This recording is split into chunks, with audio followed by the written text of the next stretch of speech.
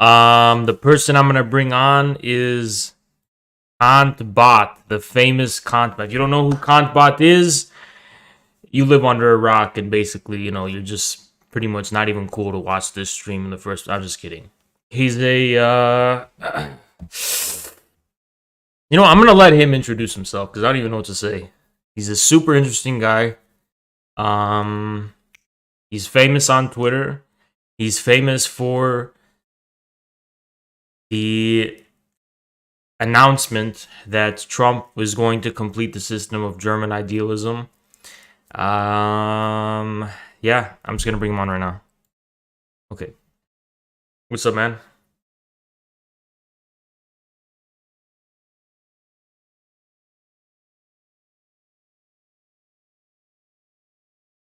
Oh, can you hear me? Yeah, I can hear you. Oh, great. Sorry, I had a mute on there. Can you turn your mic up a little bit if it's possible? Yes, I can. Let me turn up my gain. Better? Can you hear me more? How about that? That one's way better. Yeah, that's way better. Okay, sorry. There we go. For sure. I have all my little audio gears and shit like that. I have this little box thing, this Focusrite, and I have all these little buttons and stuff you have to turn. And yeah, I think probably max volume would be best for the mic. Yep. All right, we're that's max for me. That's max right now. All right, it's good. It's good. All right, man. So I was thinking maybe if you could introduce yourself to the audience, because are we on right now? Yeah, we're live right now. I was just listening to your little intro that you gave me. I think you gave me too much credit. I don't think that knowing people online makes you that cool. Yeah. But I don't know. I see you're in this whole little world of like debating Vushas and people like that. I don't get that. I don't know anything about that. So I don't know. Are we going to debate Vush? Can we debate Vush right now? Like, I'll help you. No, unfortunately, you know what? Oh my god, I'd love to. You know what? Maybe he will debate you. He won't debate me again because I've been trying. He just won't. But I don't know. I don't know of him. I have no idea if he knows who I am. So no clue if he would want to do that. But I'll champion you whenever you want. Oh my god, that would be fucking legendary. Honestly, that would literally be like, if you started debating these people, it'd be like, it's just, yeah, that would be. I'm too mean when I debate people. People get like upset, like trouble. They get, I did this debate with this guy. His name is Thaddeus Russell. I don't know if you know who he runs something that's called like Renegade University. I don't know who that is. I'll tell you, I did see one of your debates before, and it was actually, you were literally right. Like, unironically, you were like exactly what my view was. I don't even know if you were trolling or anything, but like it was my literal like view. It was like you were debating this guy about Stalin, and you were like, "So have you seen Dune?" And the guy's like, "Yeah," and he's like, "Yeah, that was it. That's Thaddeus Russell." Oh, okay. I saw some of that one. Yeah, and unironically, that is literally like my view. It was pissing me off so much. I mean, he was like kind of a scammer or something. He's like did this whole thing of teaching at Columbia. He wasn't really a full professor or anything as far as I know, but he sort of like played himself off like, I'm the renegade professor, man. Like, I'm, going rogue, and I'm gonna like set up this new the Renegade University, and he charged like $300 or something to like take the classes on this website, which are just like little YouTube videos of him just saying the stupidest shit, and then he like wanted to debate a communist or whatever, and I thought it would just be like a good time, and I thought he knew what the deal was, because he asked me, but then doing that debate, he cried afterwards or something. Like, I heard, and he said that his audio didn't work, so he couldn't send me his track and all types of shit. Like, it was, but people got mad at that one. They thought I was like too mean to him. So I don't know if they'll get too mad if I do that to Vush. But I don't, So. I will tell you right now that would be like incredible. That would be like a work of art if you debated fucking BreadTube and all those people. That would Where does the definitely be. I where mean, does the I'm bread tube stuff come from? You know, that's it's like a Chapo thing. It was on the Chapo Reddit. I think they were talking about the that Quest for Bread book or whatever. That was like the book that they yeah, the recommended. Is that what that is? Peter Kropotkin, the Conquest of Bread. Yeah, Yeah. that's what it comes from. So basically, BreadTube. It was part of the Gamergate counter revolution. So they're pretty much That like sounds shitty. the white guard of fucking Gamergate. like so I think it came they pretty much like were, you know how like in 2016 like there was like this huge like 80s kind of revival or whatever. Um, I maybe I don't know. Like in terms of like aesthetics and like I don't. Yeah, yeah. I don't believe in decades. I'm on that. So Yeah. So basically like I think BreadTube was like part of that stylistically, like yeah, like the vaporwave thing, and they just like had a left wing spin to it, I guess. I don't know. You know what kind of reminds me of though? It's like during the French Revolution, there was the counter revolutionaries. They were called Muscadine. You know what I'm talking about? yeah. That's kind of what I'm thinking when it comes to like BreadTube, whatever, like ContraPoints. I think Nathan I'm familiar Robinson, about he's that got their stuff. style. I don't know. I can't really follow it. But last time, so the last episode that we did, so I don't know. I didn't introduce myself to everybody, but I just do this like me and my guy Edberg, who's my man. He wanted to be here, he just couldn't because he's like doing all this house sitting, by the way. So Yeah, he'll do one. He wants to do one with you at some point. You can just hit him up. But so definitely. we do Yeah. this show together where we just cover all these different topics in history, and we go really deep down. We do like 100 hours of research to do these different topics, like Iran Contra and all this different stuff. So the last one that we did was on political economy, right? And so and for like the intro for it, I do all these little mixes of like sound collages of different samples and stuff. So I went and tried to find debates of these people, like the Vush versus Destiny or whatever, and it just is it's incomprehensible to me. It's just garbage. It's total bullshit. It's nonsense. It's just gibberish. Like I was listening through this, putting in editing the sample, and it's like an hour long fucking screed of these two guys like yelling at each other about fucking nothing. And then I was just like clipping out like sections at random to get down, just like taking out 5 minutes, 10 minutes, 20 minutes, and then you couldn't tell that I had done that if you just listened to what I played back. It just sounded like a continuous like gibberish stream of them talking to one another. Like there was no coherence or structure or anything. It was like you could just take anything out at random and it would still sound exactly the same. Well, that's why it's so easy because like these are people with like hundreds and thousands and millions of followers and stuff.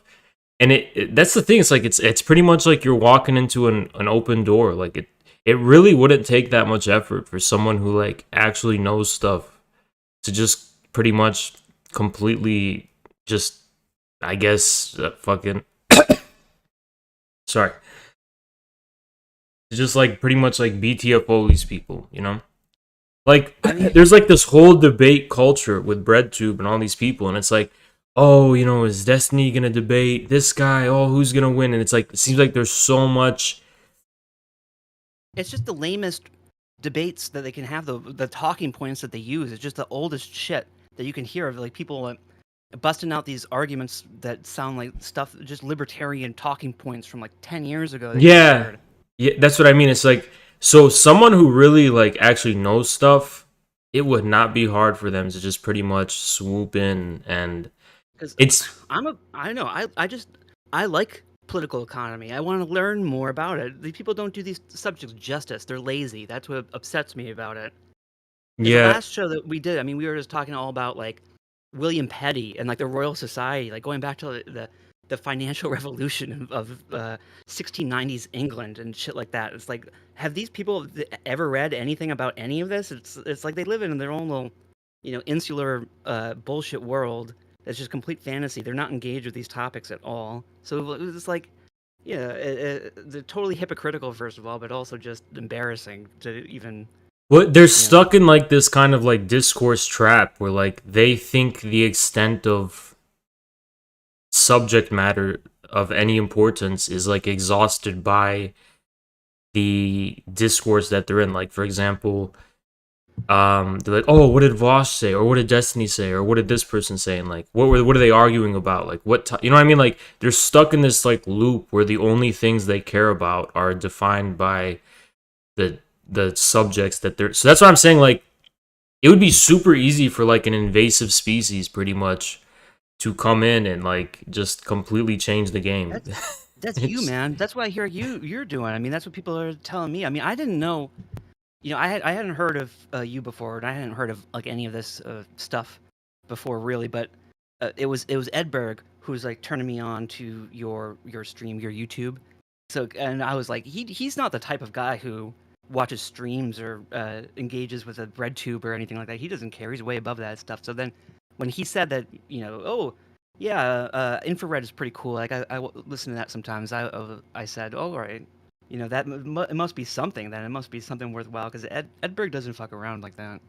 no, yeah, Edberg is, yeah, he's an OG. He's like super. He's one of the probably, well, yeah, one of the most uh well-read and most unique and interesting Marxists I think I'm ever familiar with. Yeah. Based. So, but I've followed Ed Berg for like since like 2017, 2018. So you You know, know, we got hooked up just because I was doing all this, you know, got way more into theory on a couple of things because I've been doing all this stuff with like Leibniz and like worlds and Kant and cosmological idea and things like that, putting that together. And so we got hooked up on that. He had been around for a while, but we had never talked. I mean, we like followed each other.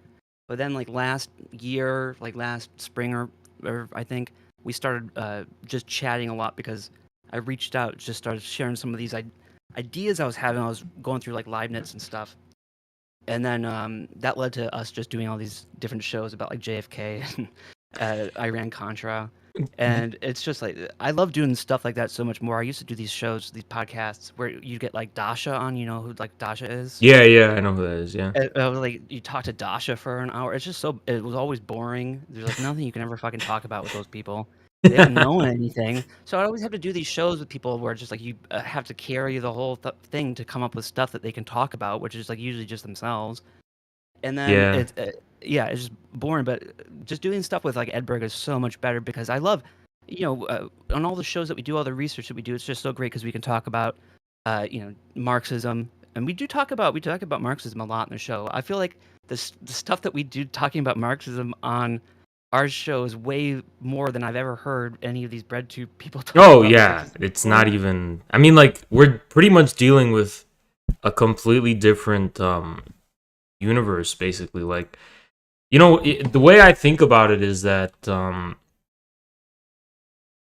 it's almost like when I'm dealing with breadtube, and like I don't consider that to be like the actual realm of like thought or theory, or like I don't really even see theory being like suspended in real time as like even necessarily relevant. Breadtube is literally just a complete it's like a complete fiction, it's like a complete I fake just feel world. crazy.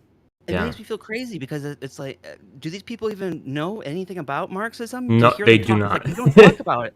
But Yeah. I feel like there's so much of the actual nuance of theory that's just missing. I mean, I'm big into theory, but Well, I have like a kind of a broader understanding of it. I mean, this is the whole point of you.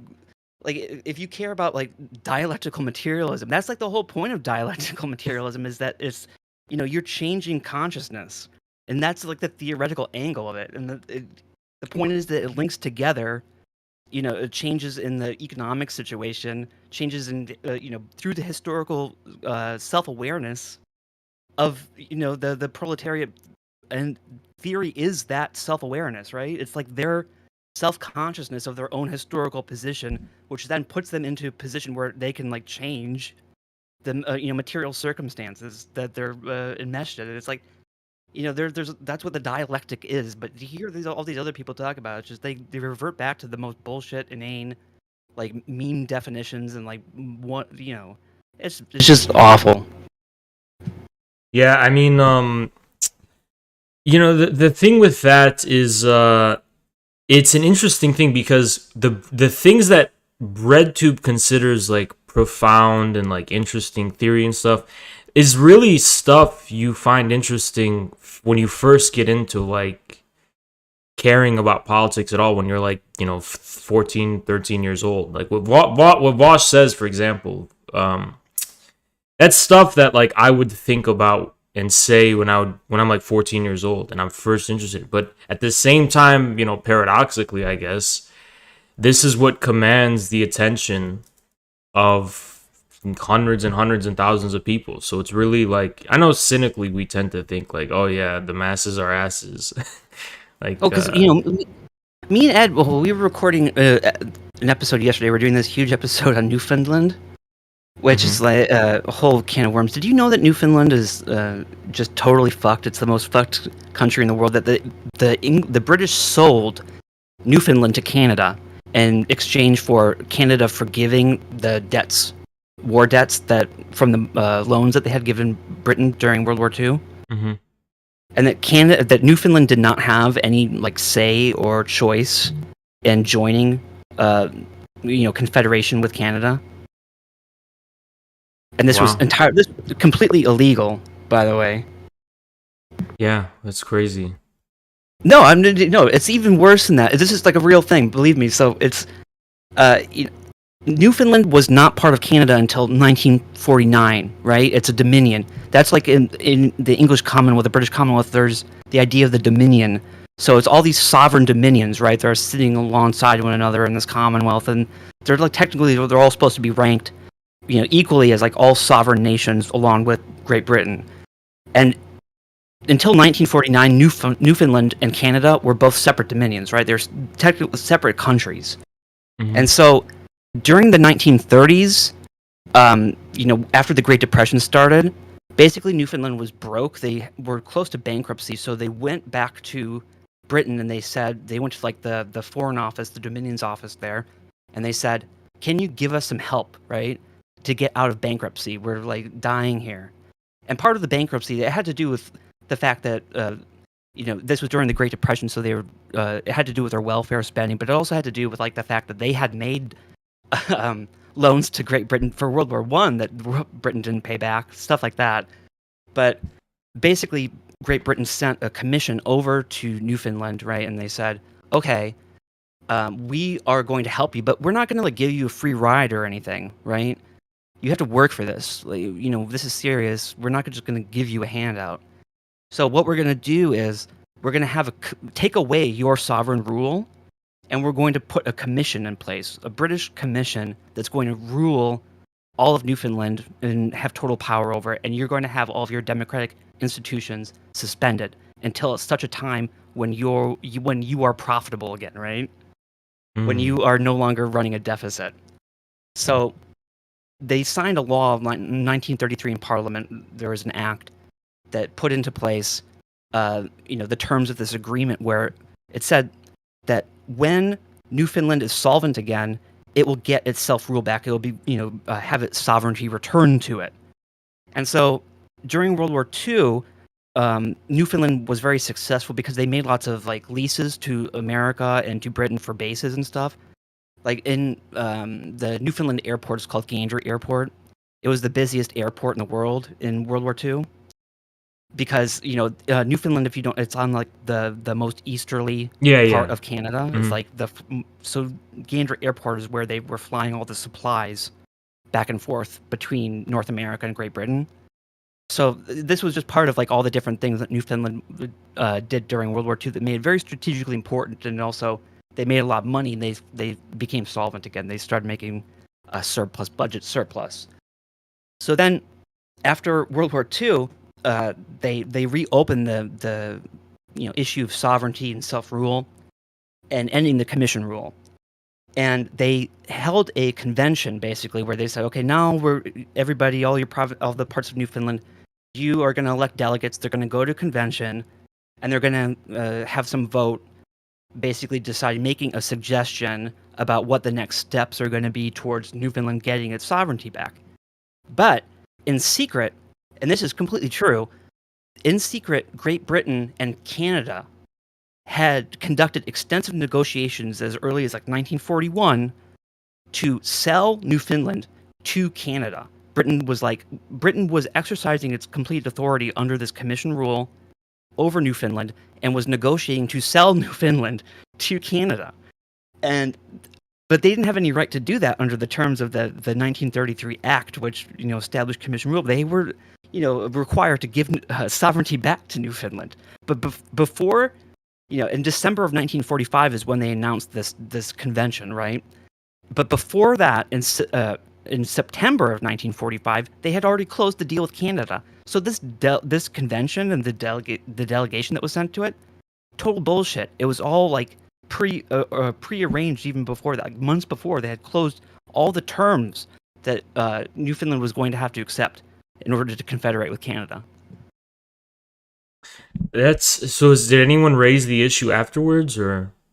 People try to, but it's a very contentious issue in Newfoundland. I talked to some Newfoundlanders while doing this episode. It gets treated as kind of like a conspiracy theory or something. But in the 80s, all these Foreign Office papers got like declassified, and it's completely true. It's not like even that. There's nothing crazy about it.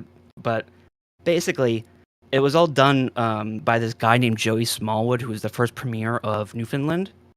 Newfoundland and Labrador is the full name. It's like Labrador. Labrador is the part of the Canadian mainland, which is like bordering Quebec. And then there's the island Newfoundland, right? And they form together a province called Newfoundland and Labrador, right? But it's like the size of California, right? But California has a population of whatever, like 40 million people. Newfoundland and Labrador has a population of like 150,000. Yeah. And it's the same size. So it's like the last frontier of like mineral resources, right? Mm-hmm. So the first premier of Newfoundland is this guy, Joey Smallwood, who's actually was a socialist journalist who spent the 1920s in New York, like covering Eugene Debs and stuff like that, and interviewing all these famous socialists from that era. And so he has a big reputation as actually being a socialist, which is very contentious because when he became premier of Newfoundland, like in the 1949 and then in the 1950s, is that he arranged for all these companies like N.M. Rothschilds and Company and like Rio Tinto Mining Corporation and like Anglo-American South Africa Corporation, like to come into Newfoundland and do all this mineral exploration, right? And if you don't know, like Anglo-American, like South African Corporation, like that's the company that owns De Beers Diamond Consortium. Yeah, and like yeah. and Rothschild is like the London Bank of the Rothschild family. It's like, so it's kind of like this whole fucked up situation. So the show that we're doing right now is just all about kind of that history, but then going into all these corporations that did all this mining exploration. Uranium is a big part of it. It's crazy, but I don't know. I didn't mean to summarize it at such length because my real point to begin with was just saying that when me and Ed were recording yesterday, he had been mentioning you because we were talking about all this, this idea of how kind of economic development happens. And he was talking about he said that this is, as far as he understood, was like your theory of, development. Because we were talking about how the idea of like competition and like organic economic development, how that's bullshit, basically. Mm-hmm. And how it's completely like, it is a kind of socialism, right? And we were talking about the idea that like communism has to come and destroy socialism, and that we already have socialism. Yeah. Is that something you talk about? Yes, it's something I talked about extensively at first when I first started streaming, but a lot of my viewers started to get super like upset, and they were like, actually, like if like they're just pretty much like a lot of Marxoids. And it's not that I want to like pander to people, but I was so annoyed by like chatters just coming in, like you just being Marxoids, pretty much. You know, like um, trying to like correct me, like I'm a student who like got the wrong answer on a test. So I just stopped just because of how annoyed I was. But basically, the idea is my idea was that if you want to go like really far, was that actually Marx was the first critic of socialism, and that Marx and Engels actually anticipated socialism as some kind of inevitability, like a real force of history, and that they were the first ones to actually critically reflect upon it in some kind of way. Like everyone else pretty much denied it. You know, like the idea pretty much is that anti-communism or anti-socialism has always just been a cope. Like even the fucking Austrians are in a way like some kind of utopian socialist thinkers. Well, exactly. Because the thing about the Austrians is that the whole idea of like the planner's problem or whatever, if you really Yeah, stop and look at it, right, we're talking about like von Mises came up with the planner's problem, right, and then Hayek was like the one who like made it famous and popularized it a lot. But the whole point of that problem is like talking about coordination, right? And so the idea is between you either have the choice between a central planner or using the market to coordinate. But if you really think about it, the end goal is the same in either case. The end goal is coordination, right? yeah, So it's yeah. like there's not, yeah. It's like the main thing for me at least is the way in which politics is connected, the way in which economic ends are indexed or even sometimes determined by politics, right? There's some kind of political goal with the use of economics, right? And this is a kind of elementary socialistic relationship. And Well, it's if you one go, that I'm aware, of course, even precedes, like, for example, to simplify things, I often talk about contrasting 19th century liberal capitalism with the 20th century capitalism. Of course, this is a real distinction, but it's also very clear that even 19th century liberal capitalism was, in a way, socialistic. You know what I mean? no, I totally agree with you. I think just like factually, you're correct because if you look at like what the first investment bank in history is, it's a bank that's called Credit Mobiliare, right? It's a French investment bank, right? And so the corporate form that this took was it's the SA form, the Société Anonyme, Hmm. right? And so in like France, they I think it's like 1802, they passed these. It's a new corporate code, and the corporate code they put into place the possibility of like forming these new kinds of companies called these Société Anonyme, right? And really, Société Anonyme is like an older form of royal charter corporations, right? There's an implicit public function that the first investment bank was understood to play. That's why they were allowed in the first place. The idea of Credit Mobiliare was that it sucked up all this capital that the middle class had begun to accumulate, and Hmm. then used that to build all these railroads and shit all over Europe. And right, and they were responsible for all this industrial development. They were also like Saint Simonians, by the way. Yeah, yeah. I think I heard about what you're talking about actually. Um, Yeah, but that I don't know if you define socialism as just like public, I think you know, public control of the economy or like yoking corporations or business activity to like public ends and like government regulation, and that's like that has been going on since you know the turn of the 19th century. and That's very common. That's how all of Europe was developed in terms of like building the railroads and utilities and shit. I think another way to think about it, for me at least, is that so when we think about, for example, private property, right?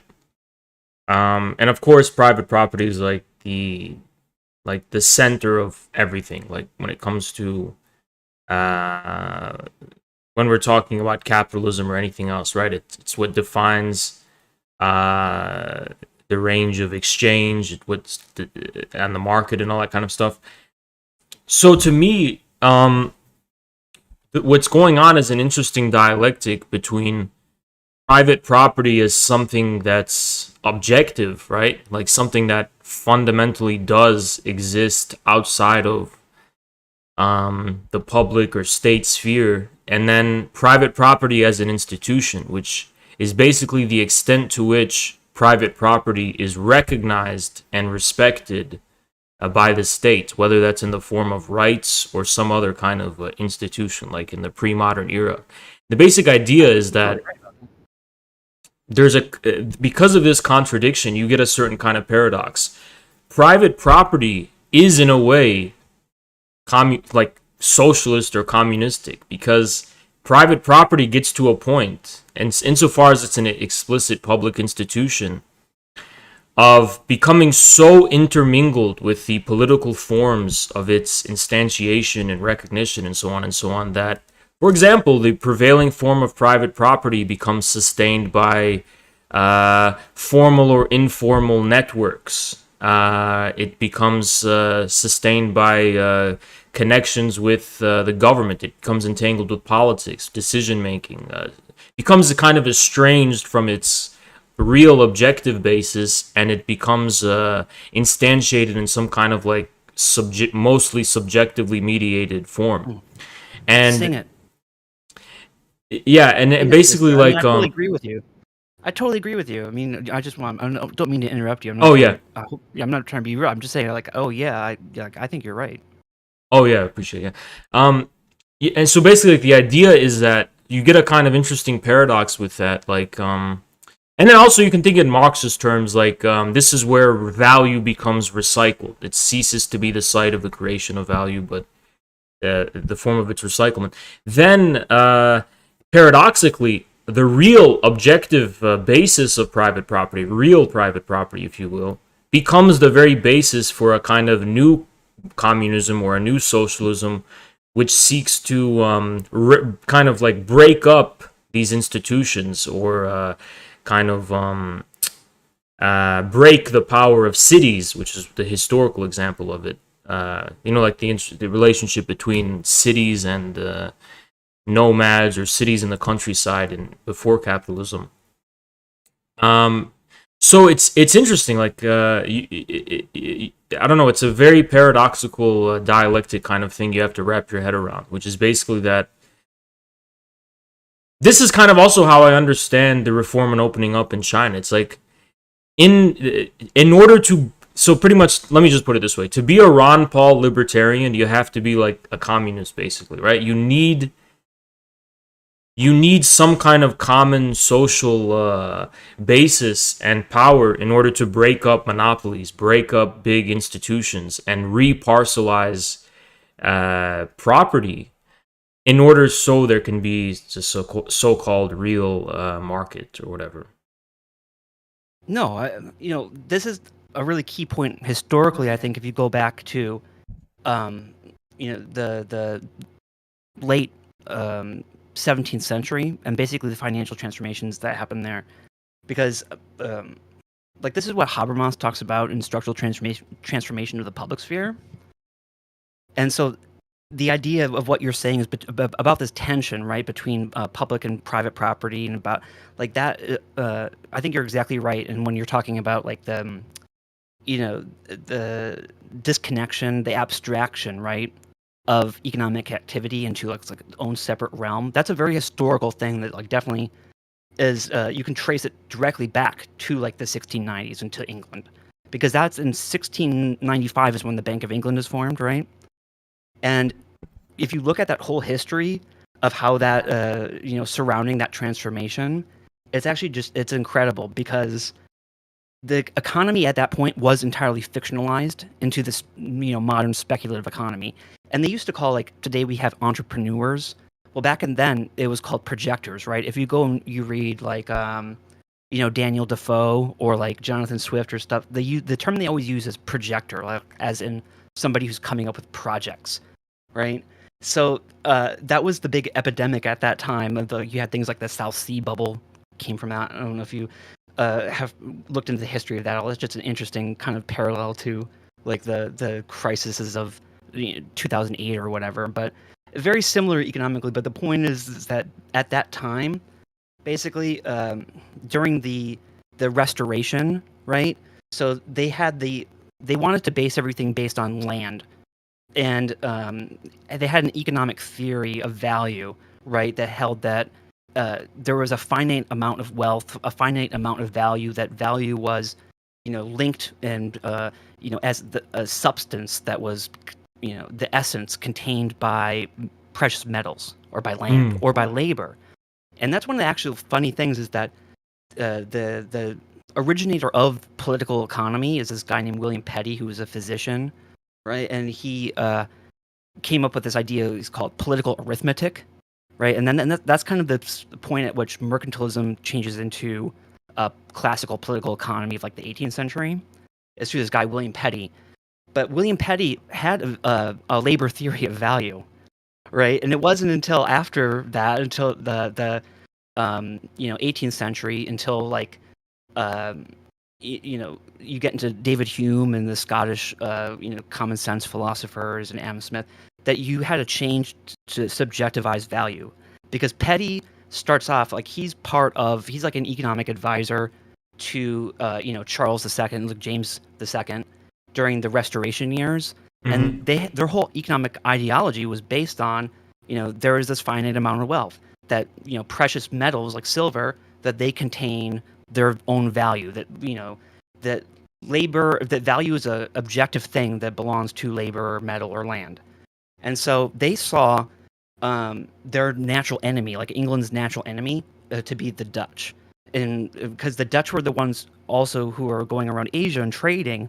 And so they imagined that there was a finite amount of wealth to be gained from trading. So they wanted to give like the East India Company a monopoly on trade in Asia, because they thought that if all the British traders just went over there and weren't coordinated, that they would cut into each other's like shares of this finite amount of wealth that was possible to be obtained through this trade.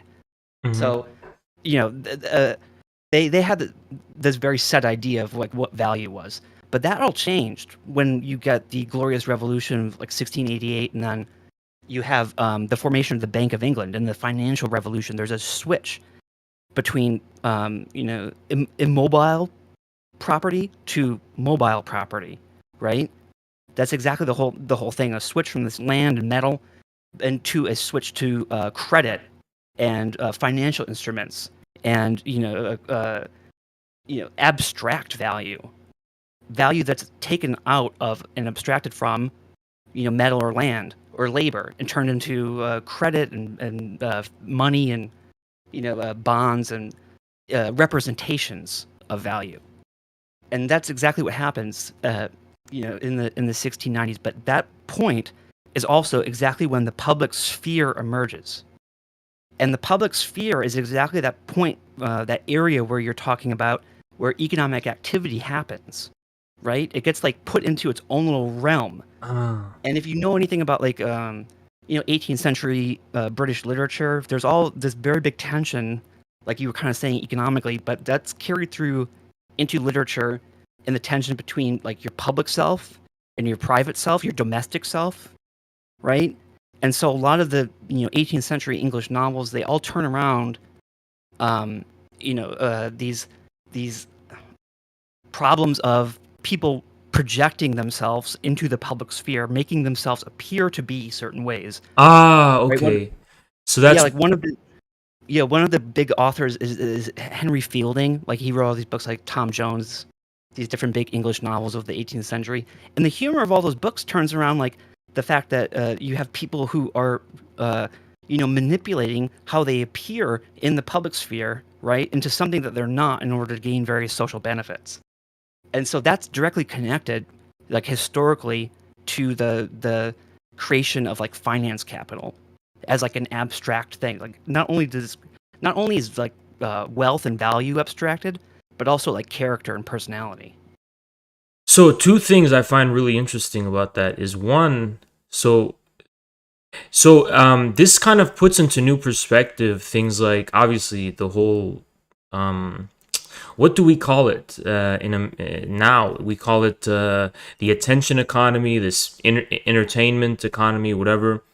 But yeah, you can very clearly see how this is a kind of very clear primordial unity, I guess, sounds like, between the economic financial sphere and what we today call the attention economy or the information economy. Today, it seems like these two are very much divorced. Like, for example, the real so-called entrepreneurs of the present day, they're kind of in the shadows, and the people who represent them, the people, they're pretty much paying them.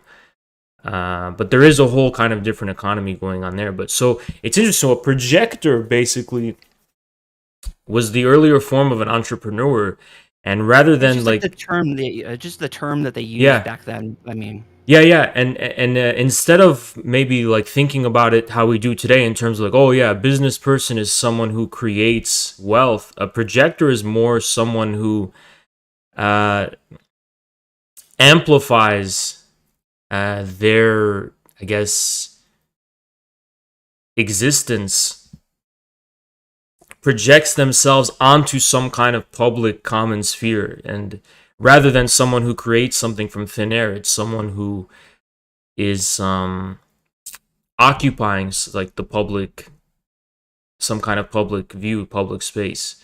It's super I interesting, mean, it's it's like, PR. It's like this is exactly where like public relations come from, like advertising comes from, right? It's the mm-hmm, same about like the attention economy or whatever. It's like this is the same sort of stuff that just happens on social media. I mean, it's obviously way worse now than it was in the 18th century. But so when you talk with about all these like performative like debate people mhm. or whatever on Twitch and shit like that, it's like this is the same thing as that they're totally alienated from their Oh their yeah, own selves. Is that they but project these characters that they endow like falsely with all of their reality that they have of their own existence, and they turn like these characters of themselves into these phantoms which they think are real, which are off fighting all these battles on Twitch over like the bullshit version of economics that they don't even know anything about.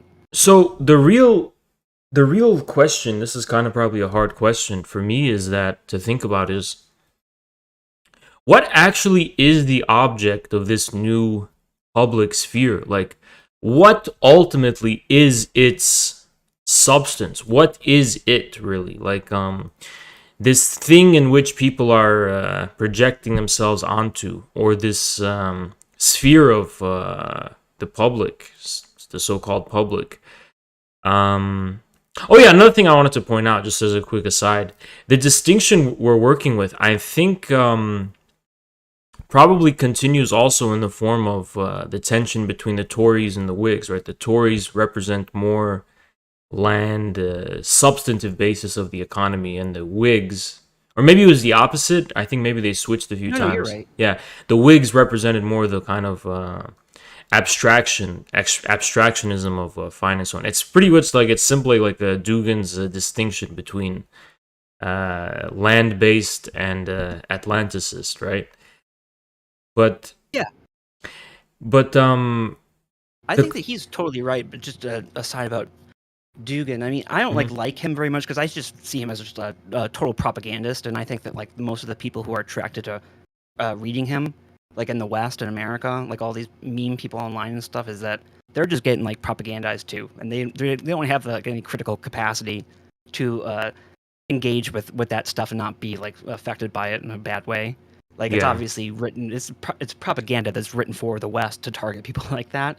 But I think that like the whole frame of like Atlanticist and stuff yeah, that yeah, dude was yeah. using. I mean that's real old. I mean we come across that a lot in researching like Walter Lippmann and like the early 19th century and like the influence of sea power on history and like there really is like there was a whole attempt to like a transatlantic kind of financial quarter developing between like New York and London, like during the interwar years actually, Hmm. the dollar and the pound sterling they shared reserve currency status. It was like 50-50 in terms of reserve holdings of like all the world's major banks. So that's like the whole basis of like Atlanticism. It's just like that the sterling and the dollar are the dual reserve currencies. Yeah. And so a lot of like the political alliances and stuff of like in World War II, before World War II, before they had Lend Lease, the first thing was called like destroyers for bases, where America gave Great Britain all these destroyers in exchange for 99-year leases on a bunch of like properties, military bases, naval bases in the Caribbean. So that was like there's a whole vision there that's like totally like that part's I think very salient and accurate. Mm-hmm. Yeah, back to the question though, like, what do you think About the public sphere. yeah, about the public sphere? What is its real? What is it ultimately that people are participating in? Right? I think like maybe some people would probably say I don't agree with it at all, but like just as a way to like give some context, some people would probably be like, it's really AI ultimately. Like what this is like it's all AI, like the whole like Landian bullshit. Like it's AI assembling itself from the That's future. exactly where they go wrong, I think. Yeah, Because I agree. Yeah, I mean because that's just hypostasis. That's like reification. That's like just a total erroneous like taking something, taking an abstraction or an ideal like the public, and then just endowing it falsely with reality, immediately and then corporealizing it in some kind of way. and then I mean that's exactly what like Marxism is against. That's exactly like I'm like I don't like the Second International Marxists. The one that I go for is Lukács. So he's like the one who I actually agree with and like a lot. Mm-hmm. But that's something that I think he understands really well in particular, and that's like his main major critique that he levels against all of his contemporaries of like the Second International, right? Mm-hmm. Is exactly that point against hypostasis, against reification. And So, I think that's not even a coincidence either, because he actually was a neo-Kantian.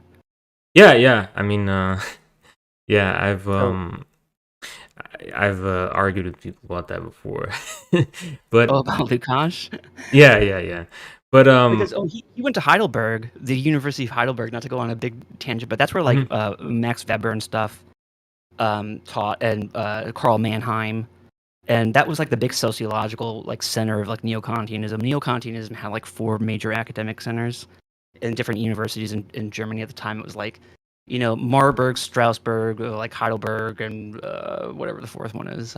Can't. It's on the tip of my tongue. I can't remember it right now, but yeah. So Lukács definitely had that neo-Kantian like angle that he definitely carried over. If you read like Theory of the Novel or whatever, at the beginning he's talking all about how he was too Kantian, right? Because he has that repudiation that he writes of like Theory of the Novel, like in the first, well, it is it's really what the way Lukács creates the school of Western Marxism itself, right? Is this rejection of Engels's dialectics of nature, and this view that materialist dialectic only applies to this kind of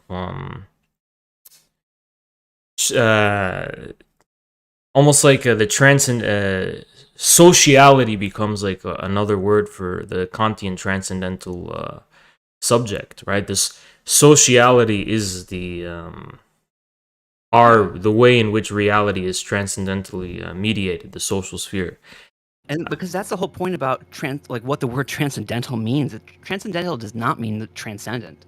Transcendental means second order. That's the whole point of like what the Critique of Pure Reason is about. Is that this is only a second order thing. This has no reality. That as soon as you start applying the categories of like causation and existence and like substance to this idea, is like you're committing like the major like fallacy that's possible in all thought, and that you are hypostatizing like this idea and turning it into like a false idol.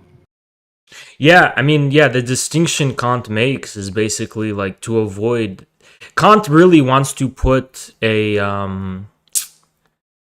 some kind of barrier in front of like this kind of English Benthamite kind of greedy subject who really just wants to get at the thing and just kind of make it some kind of object of the senses that they can immediately consume or pleasure themselves with, or something like that. So it's an important point for Kant that you have to respect. When you look at like the public sphere, to go to like your actual question, is like that's the site of the discourse, right? Mm-hmm. That's the whole thing, is that in that sphere is where you have all this, like, you know, writing happening. That's where, like, the publication industry takes place, right? Book culture, like Grub Street is what they call it. It's like that's where you have all these people writing letters in their public personas and, like, engaging in this public debate, right? And the point of that is to, like, legitimize, the state's actions, is through this mechanism of this discourse, right? Yeah, so it's almost like, I think your view would basically be that the sphere of the public is really this kind of social transcendent mediation of reality itself. A really good book. A really good book. It's called. I can actually just look real quick and bring it up here. It's like Adam Smith and the Spectator Society, I think. Because, okay, so one of the big magazines that got published, like in the early 18th century, it's called The Spectator. It's written by these guys, Joseph Addison and Richard Steele. Joseph Addison was like a very important writer during that time.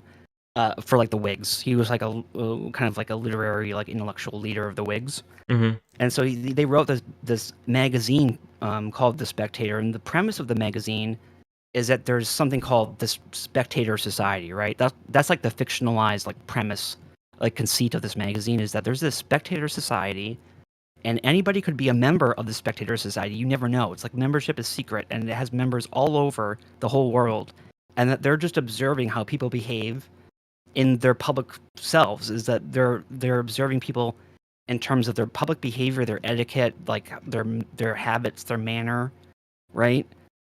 And that's what the content of the Spectator magazine is. All the articles are about, like, one of our members in such and such a place has a funny, this curious story about this one guy's behavior that he observed, and yeah, and that had a whole thing about kind of tailoring and, like, molding, like, the public, like how people acted, right? There's I think there's some kind of author. Who was he?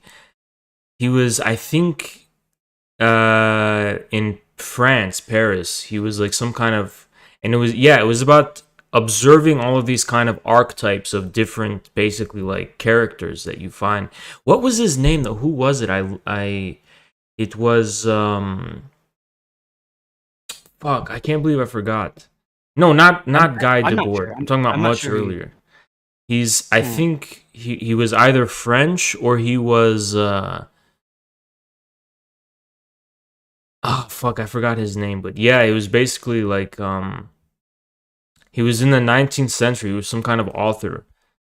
And I don't remember. I don't know who. I can't place who you're talking about, but I don't yeah. know.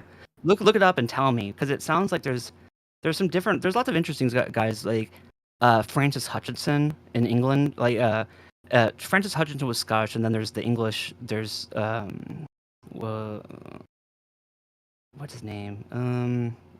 It's so hard to remember off the tip of your tongue sometimes. But Lord. Fuck it. But basically, you had all this debate in the early 18th century in, like, England and stuff, where you had this transformation from objective value, like I was talking about, Mm-hmm. right? And that was carried through in a lot of, like, literary writing, and, like, by people like Francis Hutchinson, because they wanted to, like, change to, like, a subjective mode, get away from this, like, objective value, because this is like what Locke is all about, right? I think people kind of misunderstand Locke in this way, Mm-hmm. and that, like, Locke was like he was like a silver bug, right? Is that he, like, believed in that, like, silver contained value that belonged to the silver. And so he was in all these debates at the time, when, over the monetary policy of the day, based on, going beyond just monetary theory or economics, is that the real point in contention was, the metaphysical idea of substance, right? And, like, where is the quality of different things contained? Is it subjective? Is, like, a matter of our perception of objects, or, is it something that is inhered in Yeah. objects themselves, right? And so Yeah, it's yeah, I've tried to call this in my kind of critique of mainstream Marxism. I call it, because it's something that permeates even there. I call it substantialism, right? So this can go pretty far. It applies to conception of the theory of value, according to which there is some kind of underlying tangible substance behind the value. It's the idea you can apply to class analysis that the proletariat is some kind of specific. But it's, yeah, to me, it's substantialism is basically this kind of way in which essence becomes substance in this kind of time at this time period you're talking about of English early modernity. Yeah, it has to do with sentiment. I was thinking it's Lord Shaftesbury is who I'm thinking of. He's an English writer who kind of like transforms, right, this whole debate, going away from the objective like theory of value into the subjective theory of value. And it's really like later, it's like Smith later, who is really addressing that most. And so the book that I actually wanted to recommend you that I brought up here, it's called The Impartial Spectator. And it's a really good book. You can see some of Smith's quotes here, right? He says that like Smith is talking about like how he says, when I endeavor to examine my own conduct, it is evident that I divide myself, as it were, into two persons, and that I, the examiner and judge, represent a different character from that other I, the person whose conduct is examined into and judged of. The first is the spectator, the second is the agent. So when you're talking about like how people are behaving in the public sphere, and like this is the whole point of like why I was using the Joseph Addison's like spectator as an example, because the way that it ends up becoming is that we imagine like a hyper rational kind of being over ourselves, right? Who's like impartial, and that who's like objective in his judgment. Who we imagine like basically that he's a novel reader and that he's reading a novel about us. And then that's how we then determine whether or not our conduct is like right or wrong in terms of like the public standards of behavior and public morality, is that we appeal to this imagined, hyper rational judge that's a creation of our own minds. And so we put it up over our own behavior. And so we try to assume this like hyper rational perspective in judging our own conduct. Right. And that's how like, Smith's theory of moral sentiments, like that's what it's all about. So and it's very clear how like the big personalities on the internet, for example, do not, to me, seem consciously aware of this distinction. It seems like if you hear about a lot of these debates, you're gonna hear very weird kind of things, like, for example, should we support this or that person? Should we support this or that country? But they're not aware of the fact that there's really a difference. They're not paying attention to when they say this thing. They're not making a distinction between projecting the appearance of a person who supports and what it actually means to support the thing as an agent, as like some kind of causal agent. Like there's two things going on, right? There's what should we project the appearance of support, or should we actually support? It's two entirely different things, and they're not aware of that distinction. So, for example, when during the 2020 election, when they got on camera, hey guys, go vote for Joe Biden. I mean, they knew that they pretended as though this is actually supporting Joe Biden in actuality as some kind of causal agent. Which it wasn't. It didn't make a difference. When in reality, it was all a complete spectacle. They're just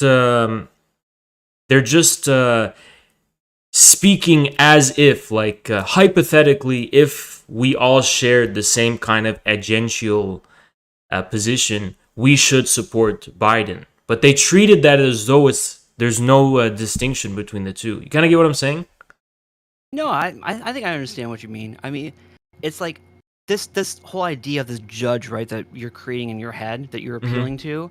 I mean, that's like the same thing as the idea of the public as like a pure abstraction, right? It's like basically is that you're anthropomorphizing and like turning into a character like this hyper rational like public uh idea, this abstraction, and you're like making it into a person, and then like you're assuming in your imagination like the perspective of that person, right? And you're not really, the problem is that you're not really realizing is that I think is what you're saying, is that you're not really realizing that there is a subjective element to that the perspective of that like hyper rational like public judge, that's not objective. Yeah, yeah. That's like but that's the whole point It's of the economy of moral sentiments that develops like in the 18th century, is that because they needed a way to coordinate all everybody's economic behavior in the public sphere.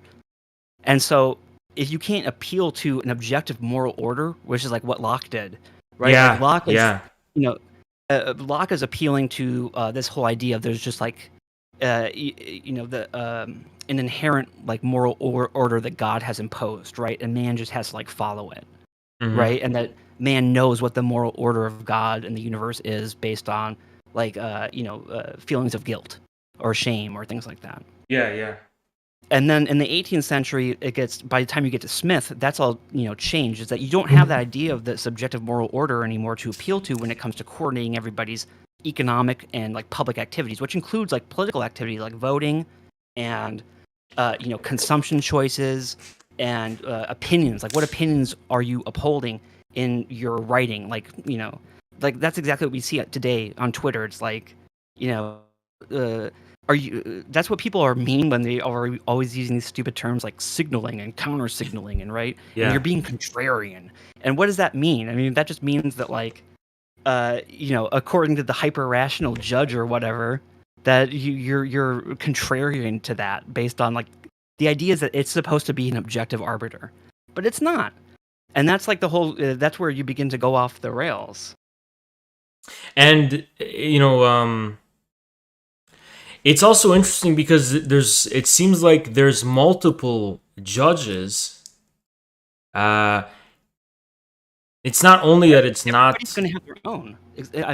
Not to preempt you, but I think what you mean is everybody's going to have their own version of that judge because, you're creating it. You're kind of, it's like a pure abstraction. Like you can't. Yeah, I mean, whenever any individual person thinks about it, they're going to like reduce it down, like boil it down into like a new version of that thing that belongs to them. And the conflation that happens is in assuming that version that you have, that each individual has, that they all refer back to this like hyper rational objective perspective. And it's not, it's not only on the individual level. I mean to say, with different states, like it reminds me of how, for example, there's different internets. Like China has its own internet, for example, America has its own internet, and it's also a different kind of. I don't know if you're like a fan of like Lacan or anything like that, but the kind of judge we would be talking about, because there's a word for it in Lacanian language, would be like the big other, right? Have you heard of that or? Yeah, I've only heard about it because I read like a sublime object of ideology and it's not too loaded. It pretty much just means what you're saying. This kind of just like this other, basically, right? That basically interpolates us, that we perceive as this kind of gaze, always judging us, and kind of our actions are conforming to. It seems like it's somehow instantiated in the form of the state itself. What do you think about that idea? I think that's what a lot of people want it to be. Okay, I got you. That's what you get into. I think when you get into like fascism or some of these like mid 20th century like political ideas, because really like then at the end of the 19th century, turn of the 20th century, I think there's just a general failure of like liberalism, right? Yeah. And that you get into like, even in America, like 20th century America is not liberal in any like traditional sense. That's the whole point of like the development of our PR controls of like the progressive technocrats, right? Who are using PR techniques and advertising, communications theory, social science, in order to like control public opinion, to control the discourse, to control what's happening in the public sphere, right? They put themselves in a position where they set the terms of the discourse that's happening. They set up what the options are, and they try to lead people to the right decisions, right? But that's exactly connected to kind of this ongoing collapse of this appeal to like in the impartial spectator of like Adam Smith, right? Because by the end of the 19th century, that kind of liberalism of like classical political economy, that's what we're talking about. This is political economy. Of Yeah. like this classical political economy at the 19th century falls apart. It ends. And that's exactly what happens, because that's exactly when you get neoclassical economics beginning, right? That's, in the last couple of decades of the 19th century, that's exactly when you get like William Stanley Jevons and the managerial, the marginal theory of value, and that kind of revolution that happens during that time. And that's exactly what Marx is like dealing with too. Marx and Engels is that, they're dealing with this whole idea that political economy as like a mode has run out, that's reached its end course. So then to go into the 20th century is that you have all these different responses to it, and like neoliberalism, or quote unquote neoliberalism in America that I was describing with like public opinion control and like progressive technocracy and Walter Lippmann and Bernays and George Gallup and Elmo Roper, and that kind of thing is one response to that collapse. But then you also like these other ideologies, Yeah. of fascism or whatever, is that they are also responses. And so I think their whole response is to try to make that identity happen, like you were saying, where to make the state equal that public idea. Yeah. Okay. So a few things, because there's a lot. So this is actually what I mean when I used to say we live in socialism. Basically, like what I'm trying to give people an understanding of is that when Marx and Engels were anticipating the collapse of capitalism and the inevitability of socialism, this should be historicized as a political economy of their time. They saw it was precisely this that had come to an end, and that this corresponds to the basically the inevitable collapse of capitalism as they knew it in general, and that this is what they meant by the inevitability of socialism. Of course, I think you're right about that. I mean, that's the whole point about like that's what they Marx does, is he historicizes the theory of value. Political economy is a theory of value. It gets used this was the whole point of this huge political economy episode that me and Ed did. But the whole point of that is that political economy is not just a general synonym that you can use to refer to all economics, right, throughout all time. Political economy specifically means a particular mode, right, of like a theory of value, right, that's happening at a particular time, mostly in the 18th century, following William Petty and the Financial Revolution and the Bank of England, and that by like the mid 19th century, it ends. It reaches a terminal point. Like J.S. Mill is the last classical like political economy writer.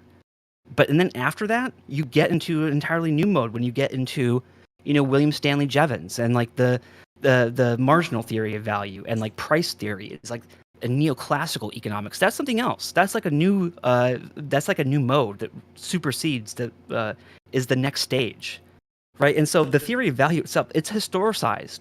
That's the whole point. Like you said, it's historical that each of these economic like modes, is a theory of value, and that the value, what it is being changed through the succession of these theories. And I think no, go ahead. Oh yeah, I think my view is basically that this turn that you're describing of the neoclassical economist corresponds to what appears to me as an era in which there's no longer an objective notion or theory of value. And what this also coincidentally, and of course it's not a coincidence, corresponds to is a sphere in which the economy is seen as a political tool, as some kind of thing the government can intervene in to manipulate and change according to different kinds of political ends. Whether those ends are relating to war or social welfare, peace or no, something bro. else. Bro. I'm sorry, but you're totally no. You're exactly right. You're totally right because that's exactly what the change in terminology is. Because we're talking about the change from using the term political economy to using just the term economy. Yeah. And what happens is that is actually, that is where the concept of politics is devolved into its own separate thing as something that you study separately than economics, right? Yeah. So Yeah. I mean, just even in the terminology, you can see what you're saying is that innovation that's being made in the late 19th century with neoclassical economics that's exactly corresponding to what you're saying at like all levels. Yeah, so it's like that's really what I'm getting at with the whole like kind of socialism thing is like you get to this point where it's very unclear what is the objective basis of, for example, today's economy, where like we always talk about everything's a bubble, but what does it mean for something not to be a bubble in this day and age? Like is everything kind of virtualized? I just see that, yes, because I already see the virtualization as having begun, like I said, in the 1690s, and I just see it as a continuous process of further virtualization that's been going on ever since, to the point that you get to today. Like, by the time you get to like the 1970s and stuff, like it's just like this is compounding, just it's debt being used to collateralize more debt, and that debt becoming like financial instruments that is used to collateralize like more financial instruments, and just like we have like an almost infinite amount of so-called wealth that exists within all these financial instruments and in the futures markets and in derivatives, and none of it is real at all. It's all just based on this like compounding, like multiplying of debt on top of debt, like being used to collateralize more debt, and none of it's real. And it's interesting because there's a clear dialectic that we're dealing with throughout all of this, which is basically kind of the kind of Dugan thing I was talking about earlier. And as we can see, I guess this is a crude term, but just for the purposes of simplification, the Atlanticist side of things, right? We can see how it continually reinvents itself in new ways. Even since, as you were saying, like the 1690s. But what about the other side, the side of substance, the side of objectivity? Is it possible that this side of the dialectic, I should say, I suppose, that this also reinvents itself in new ways? That this, what I'm thinking about, for example, is the fossil fuel economy, right? On the one hand, you do have this complete virtualization, but on the other hand, you have this bizarre way in which this seems to be not. Of course, oil is liquid. We all know that it's not gold, but still, not liquid in the financial sense, but like just in general, like it's not really tangible in the same way gold is, but at the same time, through all of this financial abstraction, you get a kind of deeper corporealization. I mean, a corporealization so deep that it becomes molten, right? It becomes like liquidy, like oil.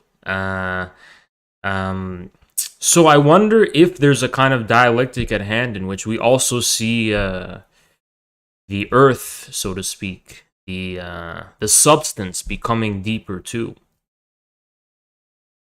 Yeah, hold on one second. I just want to find this. Okay, I think you're right about that, and then I actually have a really good paper. Let's bring it up. Oh, another thing, just really quick too, is that we can also see how, for example, the ancient regime, the landed aristocracy, and the often case, like not in England, UK is a very peculiar case, but colloquially we associate the side of land with the peasants, the king, and sometimes the landed nobility.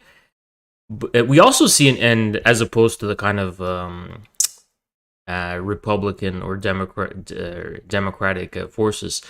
We see this distinction reemerge with kind of so-called petro-authoritarianisms since the 70s, including the Soviet Union, who are more traditionalistic, more tied to the ground, more tied to the soil, and of course, more politically quote unquote authoritarian.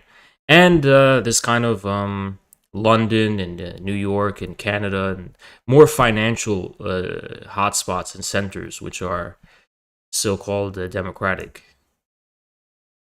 Yeah. Well, firstly, so this is a really good paper that I'll recommend to you. I can send it to you later.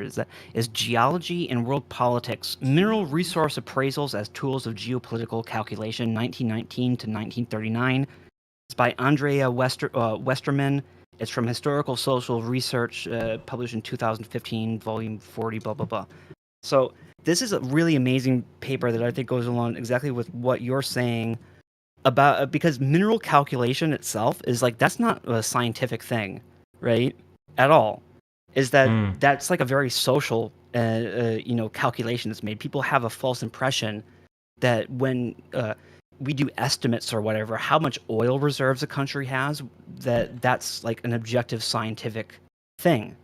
That it's not. There's no accuracy there.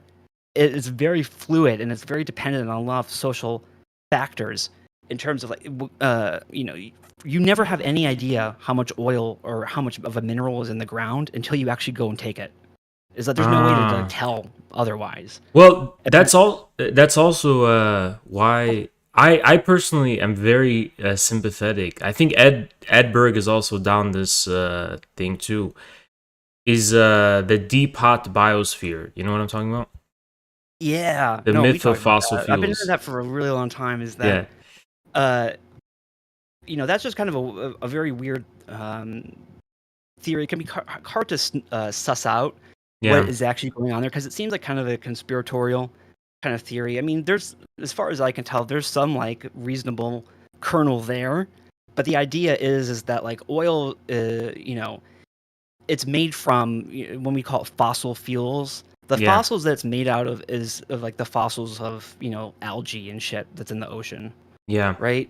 And so the theory of like the deep hot biosphere and like abiotic oil is just a theory that that the fossils of that algae that we find in petroleum, like, that's why we think that it's like fossil fuel. Like if you take it out of the ground and do an examination of oil, you'll find little fossils of these little algae, like plankton Mm-hmm. guys floating around in it, right? So the Yeah, idea is like, oh, so oil comes from that.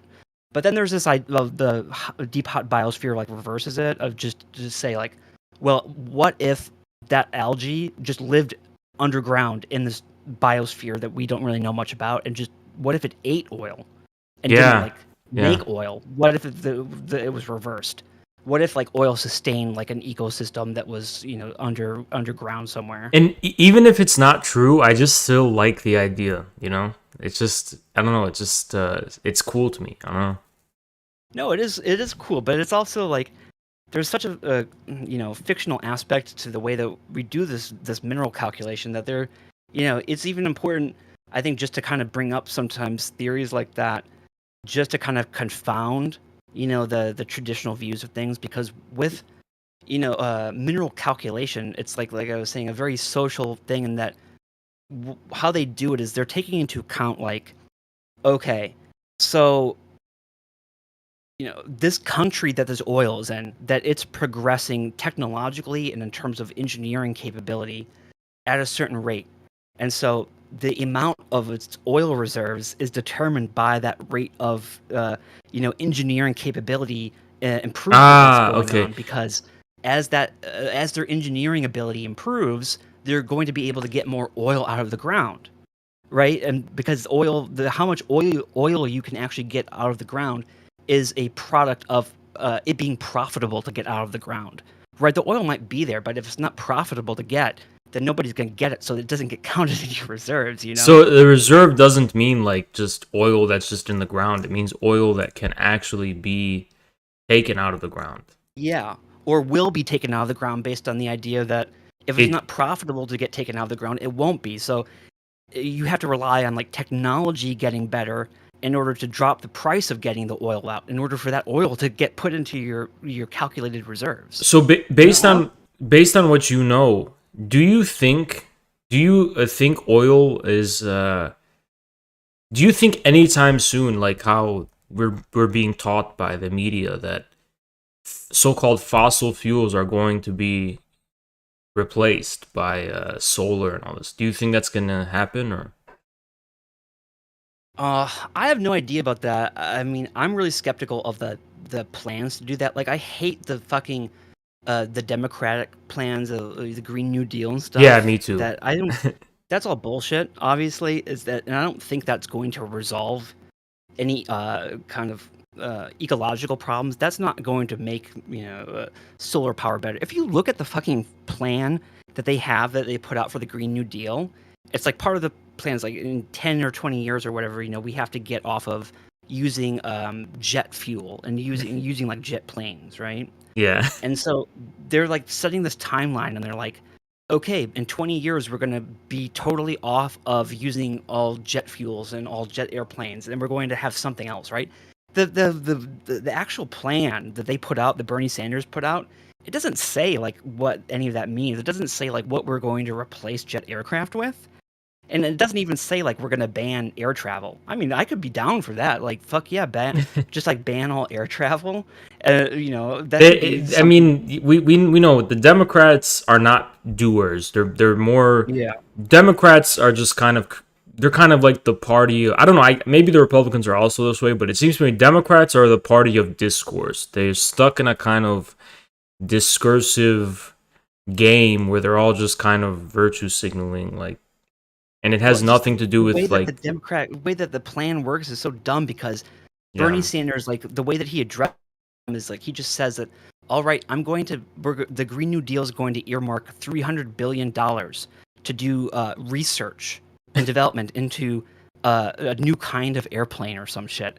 It has no idea. It doesn't, say what kind of. Yeah, plans like that are just, they're not made to actually do things because they'll never succeed. I mean, they'll never succeed Yeah, objectively. it's just They know purely they're not going to rhetoric. succeed. They're just made to kind of like say, "Oh yeah, we intend on doing the right thing and to please the right kind of people." Like, the environmentalist type of I mean, like, yeah. I But don't believe in like the terms of these kinds of plans' ability to convert the economy to solar power or whatever. mhm. They're totally impotent, and they're not able to do that because, like you said, the people who are making them are just total bullshit artists, con artists. It's all rhetoric. There's nothing to it. It's all, If yeah, you look at like I fucking said before, it's like this basic distinction between appearances and kind of like the appearance of someone who intends on doing this, and the actual like reality in which it is going to be done. I mean, they're two completely different things. Like, it's like the it's oil more to energy economy generate that like we a have. dis yeah.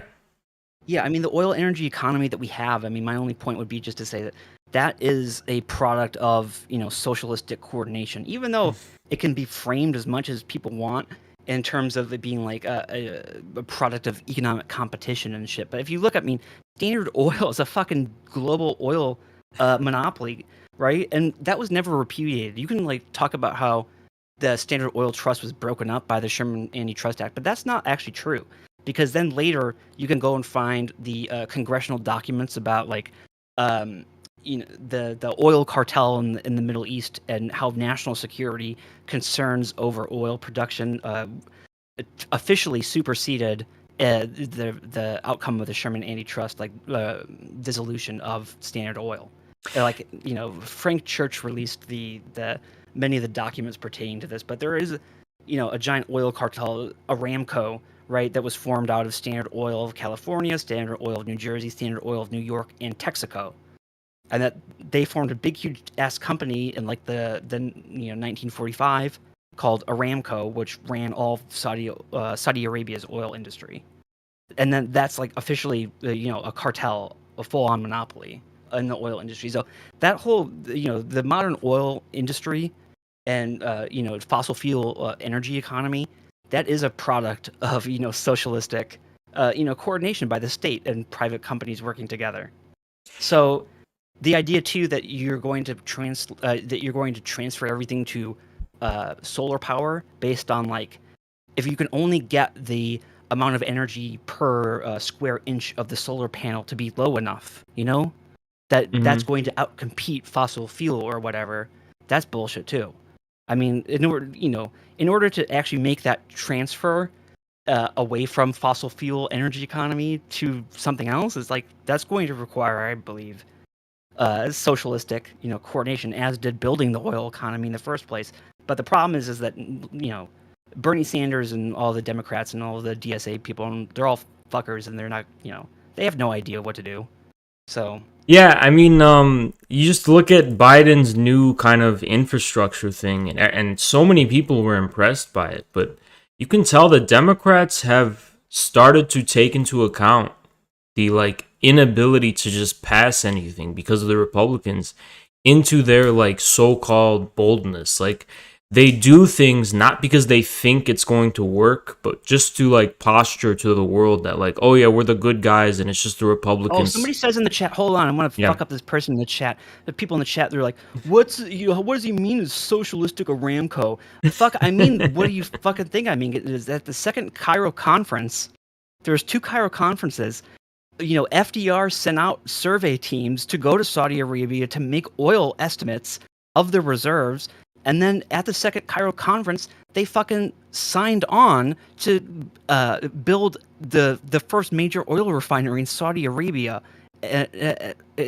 considered an emergency priority that got expedited by FDR and the Joint Chiefs of Staff, right? What the fuck are you talking about? It was considered like to be a major national security priority, and it was completely done in terms of the action of the state, right? Do you know who the lawyers for Texaco were? It's James Forrestal, who was the first Secretary of Defense. And also working for James Forrestal was Paul Nitz, who authored NSC 68, right? Do you know that this was a very fully coordinated plan that they had? That there were plans basically to go and bomb the Soviet oil fields in Baku, right at the start of World War II, because the Soviets were selling their petroleum to Nazi Germany, right?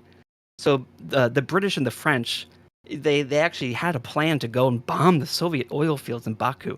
That going back to like the 1890s, there was a giant international oil war between Standard Oil and between the Baku oil fields, and originally that was run by the Nobel family, right, of like Alfred Nobel. Right, and it's like this huge oil war that's been going on for so fucking long, and absolutely, it's very intimately bound up in national security concerns and state intervention and geopolitics. I mean, it's not just like Standard Oil didn't just go form a. It's like that's what I was talking about with like the kind of like actually like Marxoids.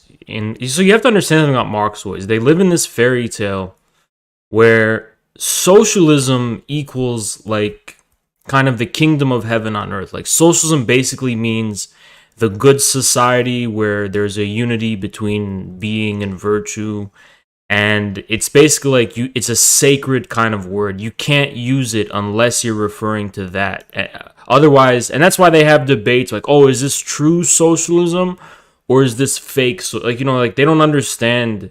They don't use socialism in the way like like people back then were using it, like Marx and Engels, which is basically like, this kind of discernible. They're not socialists. Yeah. They're scientific socialists. There's like other different types of socialism, like America is socialist in the way that we're like Fabian socialists. Like if you look at like Walter Lippmann, Walter Lippmann, he was a socialist. I mean, he was like one of the founding members or very major early participants in the Intercollegiate Socialist League, right? And that like we're talking about going back to this is the Socialist Party of like Eugene Debs and like Jack London and shit.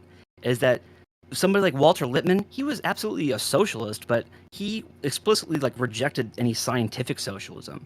And he rejected class issues and he replaced them with Freudian like mass psychoanalysis on like a society-wide scale and like public relations and communications theory. and that he like used that in order to supplant like the class basis of like Marxian socialism. So he's a socialist. These people are all socialists. Like all these like Herbert Hoover and shit, and all these Republicans in the 1920s and like FDR is like they're all socialists, but they're not like scientific socialists, which is the only that seems to be what upsets people. It's not like they. Yeah, go ahead. Oh yeah, and the reason it does is because nobody really cares to call themselves a socialist anymore because it's just superfluous. It's just like it's already happened, like why would you, like, for example, during the liberal era of capitalism, supposedly liberal era, it would make sense to be a socialist but now that, we have all these institutions and, everything in place, what is it actually, that's why I always say, like, even neoliberalism is like a post-socialist phenomena. It's like, it's not some kind of return to actual like liberal capitalism. It's just a kind of... It's world planning. That's what neoliberalism is. It's like planning.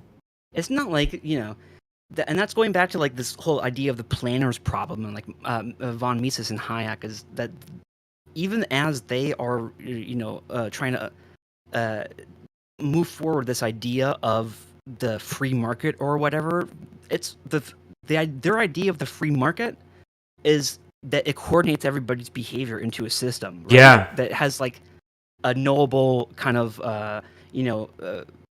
way of functioning that can be understood in empirical terms and like manipulated. The market is a tool of central planning. That's what that kind of terminology all means. Like price, like it's all. Price is a signal. That's the whole point of what this libertarian economics is, Austrian economics. The idea is that price is a signal. That price tells people what to do. Yeah, it's information for central planners, basically. It's like it's exactly if price, if we lived in like a so-called free market, price would not be a signal because price is just like an imminent kind of reality that is a byproduct of rational, independent actors engaging in exchange based on individual interest. But no, clearly price is a signal for some kind of higher social reality, right? But anyway, it involves setting a universal standard, right? Because the idea here is that like is like you're saying that people aren't negotiating in terms of like two rational free actors coming together in a covered marketplace, like in the olden days of like in Aladdin or something, going into the bazaar of the marketplace and like trading their camels or shit and then coming to a bargain. Is that the idea is, and actually it's William Petty who is the person who made up this idea. The idea is that all these marketplaces for commodities, that they all collapse into one another, that they're all reducible down to one another, and that price is a standard that holds across all of them. And that like that's so the idea of that it's a standard of all people's activities everywhere, and that all these places are interchangeable through time and space. I mean, that's not exactly like that. That's setting a universal standard for people's behaviors that controls how society is formed. So, kind of semi-related to that, this is like a really broad brush, kind of tough question, but what do you think is the real origins of what is called cybernetics in the 20th century? Like, going even all the way, you can go as far back as you...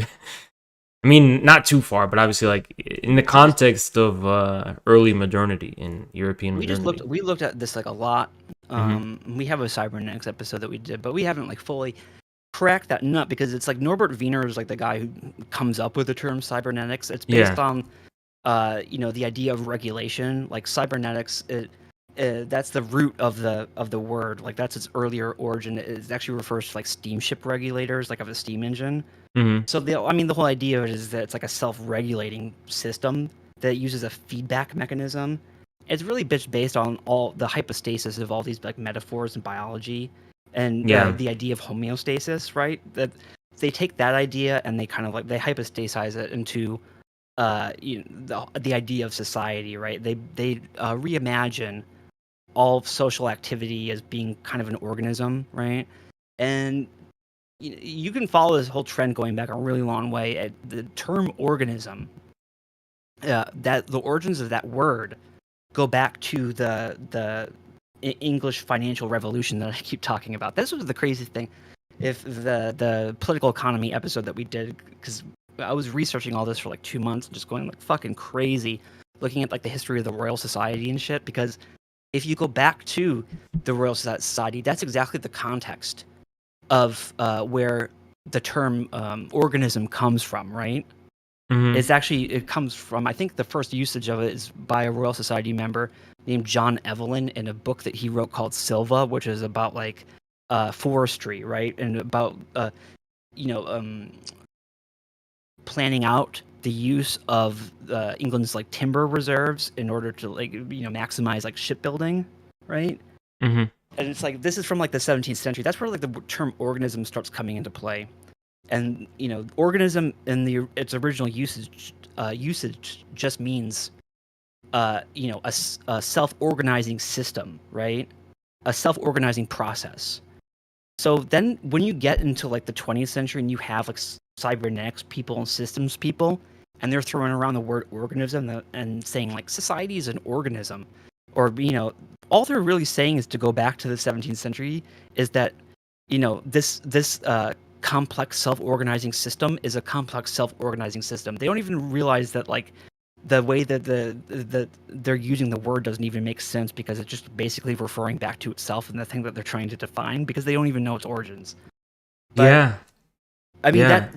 that idea of the organism is like where cybernetics like flows from, I think, like historically. And then in the 20th century, you know, it's the cybernetics comes from, especially like in World War II, it comes from the coordination efforts in science with the Mm-hmm. military and operations research, and in you know, Vannevar Bush and the MIT Radiation Laboratory and the Manhattan Project and the Office of Scientific Research and Development, OSRD.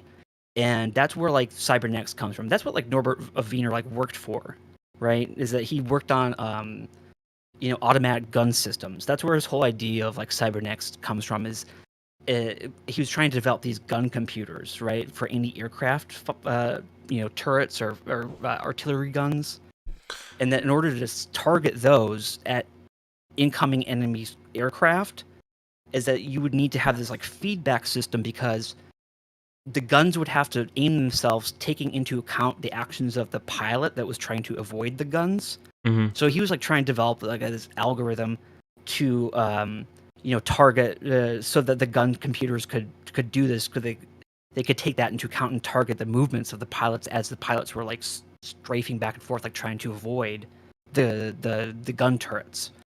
And so that's like the genesis of cybernetics, like in its actual, like, you know, the form that Norbert Wiener like lays out in his book Cybernetics, is like that's where it actually comes from. Wow. Okay. That's interesting. Now to go even deeper, this is kind of something I briefly talked to Logo about. Do you think that I'm not speaking in terms of causally, like what caused it, but do you think the kind of distinctions that enabled the possibility of something like cybernetics, I mean, and the things like the organism, do we trace its kind of real origins in some kind of shift in the metaphysical view corresponding to I guess Protestantism, some of the kind of religious changes that leading up to it, like I guess I mean to say it's very tough to talk about like the origin of, for example, modernity, because modernity itself reveals something about history in the first place, right? But still, we do find that in the beginning, there's thousands and thousands and years of history, and then suddenly, at this decisive period, something really changes, and then something kicks off. So for me, a lot of the time I spend is to try and understand what that was, like, because I'm always of the view that there is something new and unique about modernity, a complete change of some kind. Well, actually, if you want to read a really good essay, I always recommend not to recommend you too many things to read because I know Hmm. you're busy on your own and reading other things. But one good essay that you could check out that I like is Wilhelm Dilthey's essay that he wrote on like the history of the Enlightenment, Hmm. and it's about like Enlightenment historiography, right? And so I agree with you what you're saying, and that's the thing about historicism is that like you can't there's no universal historical perspective from which to judge different eras, you know? So Yeah. even when we're talking about like trying to understand the formation of modernity, it's like Hmm. we're trapped within the horizons of like understanding it from the perspective Yeah. of that historical mode, which like we're trying to describe. So it's like, it's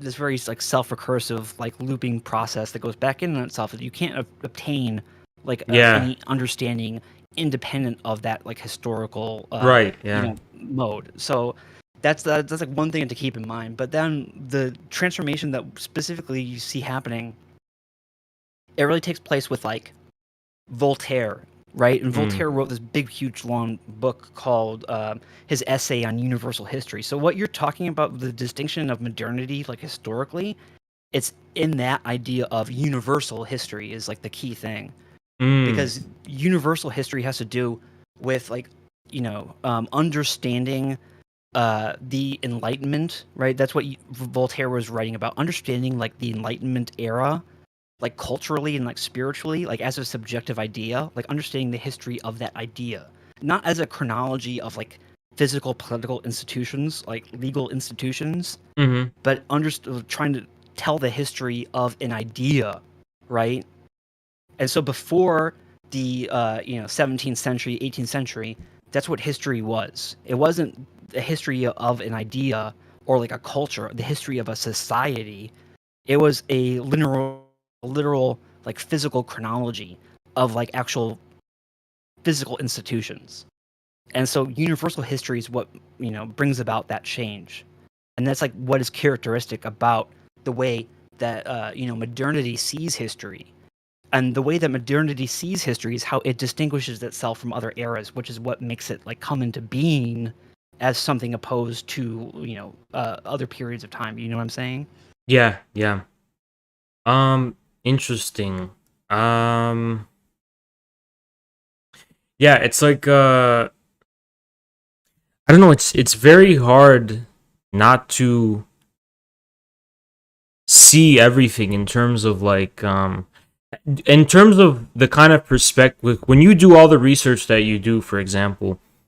Do you ever think of it in terms of like it's leading up to something that has yet to exist or No, I don't come think into being? I don't think so. I mean, I Hmm. don't really think you can look at it in that way. It's just people always get very upset because people want to like change everything, Yeah, and yeah, they yeah. want they're always like, what does it matter if you're just like learning stuff? It's like is how's that gonna like change everything? It's like I don't really want to change everything. It's not like that's not my responsibility to do, and I think that change even furthermore, like per like dialectical materialism and sociology of knowledge, and these modes are uh, that come about in like sociology and like Marxist thought in like the late 19th and early 20th centuries. Is Hmm. that those are like probably the models that I hear most closely to in terms of actually how I would think about change. It's like change isn't happening through like action Yeah, and yeah. It's not purely, like a you know, voluntary I type of mean, that's thing. exactly what you get, like that whole like the Capitol riot thing in like January. That's exactly what Yeah. that was. You can see like the whole problem with that mindset and how that played out, because it was basically just the dumbest people in the world who were convinced that like they were going to like we're gonna go act and we're gonna go change things, and then they just like not only they got totally exploited by forces that they didn't even understand into basically just being patsies and Well, being that's how a pawns lot. in this game and then being like used to justify other people's agendas, and they had no idea that that was even going on because they just walked right into it because they were just like naively convinced that they could act and like make things change in some way that they didn't even understand.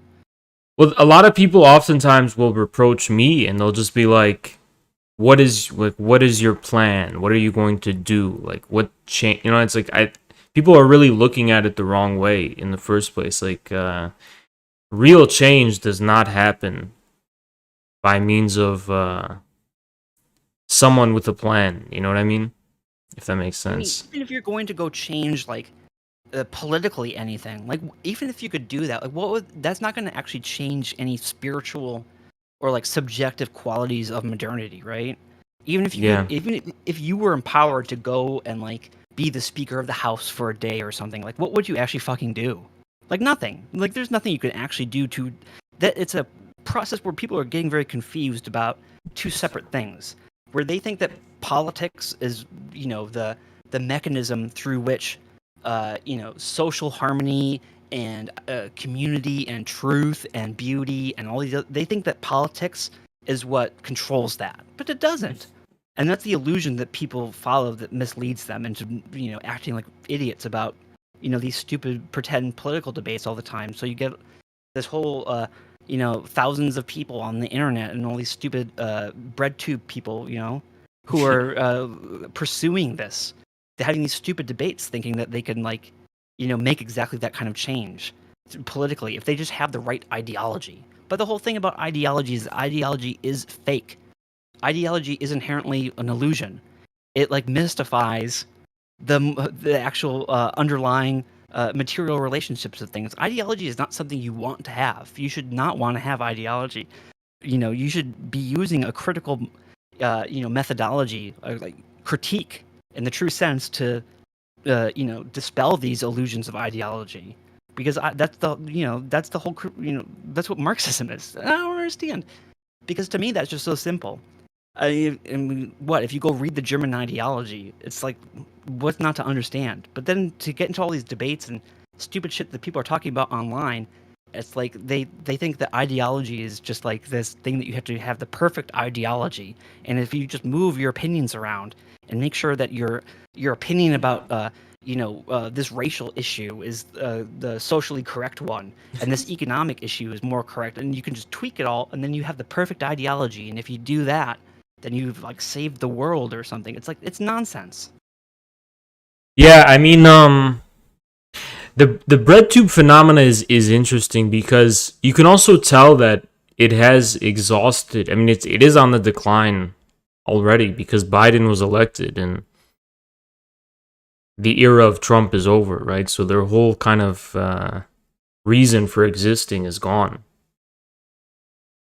But Yeah, I don't even know. I mean, Logo always says that that Biden is like the um, that after Trump, that people just didn't want to have a president, so that's why they gave us Biden. yeah, Because he's the president of not having a president, and everybody was burned out on having a president. I true. sort of agree with that. Yeah, it is true. It is that is actually a good way of putting it. Yeah.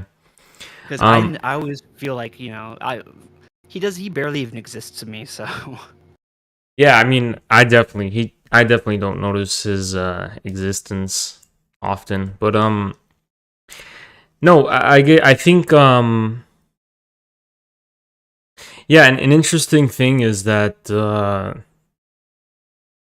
it's also a very ominous atmosphere right now in America, though. Like, it's a very kind of how should I put it? It's kind of like this moment where something has happened, but it's almost like in Marxism how first there's a change in the forces of production, and then the relations of production catch up.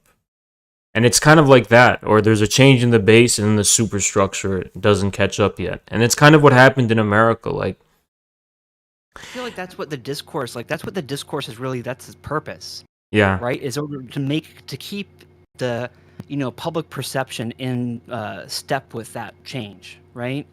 And Mm-hmm. so people always think that having these stupid Twitter debates about every fucking thing that happens in the news, they think that that is productive in some way. But really, I see that as just the ultimate trap of that's exactly how the new status quo and the different changes that have happened. That's exactly how they're normalized and justified and legitimated. And Yeah, so yeah. it just makes everybody miserable having these stupid debates online about nothing. and just acting like they matter. And if you talk about the news cycle, it's like people think they're engaging in this heroic, heroic battle of expressing their opinion and like having the discourse. But really, the discourse itself is like the exact thing that makes it so that the underlying changes are legitimated and like permanently installed. Yeah, I mean, there's also this kind of whole stuff about like the Great Reset and all that stuff, but I don't know. My view of the Great Reset is basically like it's a cope. Like I think the people in power want to do this, but they're too incompetent and they're not actually able to. What do you think? Yeah, I don't really have much of a faith in them. That like maybe like a good Great Reset would be a good thing in the sense that if we could use something like that, because basically our society is failing in comparison to at least like China. And that's the whole thing with China, is that they actually have a society that can do stuff like that. But the whole mode of how we've come to function in the 20th century is just like it's like on its last legs. So we can't actually bring about change on that massive of a scale as much as we may need to. So I don't really have any faith in their ability to do it. And it would be good if we could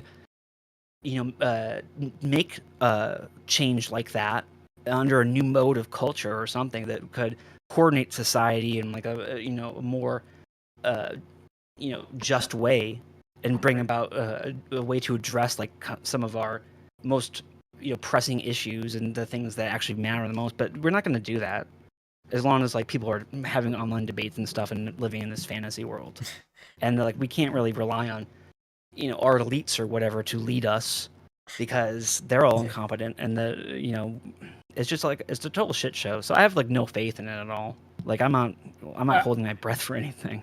I think one of the big turning points in how people like saw things was really that Epstein stuff, and I think it was kind of around that same time that I started to notice Urine Ed's kind of work more, because I don't know, it was just the kind of atmosphere set the tone. But in general, do you think that there's really a genuine, in the works you guys been doing, a real genuine element of just real conspiracy? Of elites in power. So. I mean, it depends on what you mean by conspiracy. It's just conspiracy is like a totally false.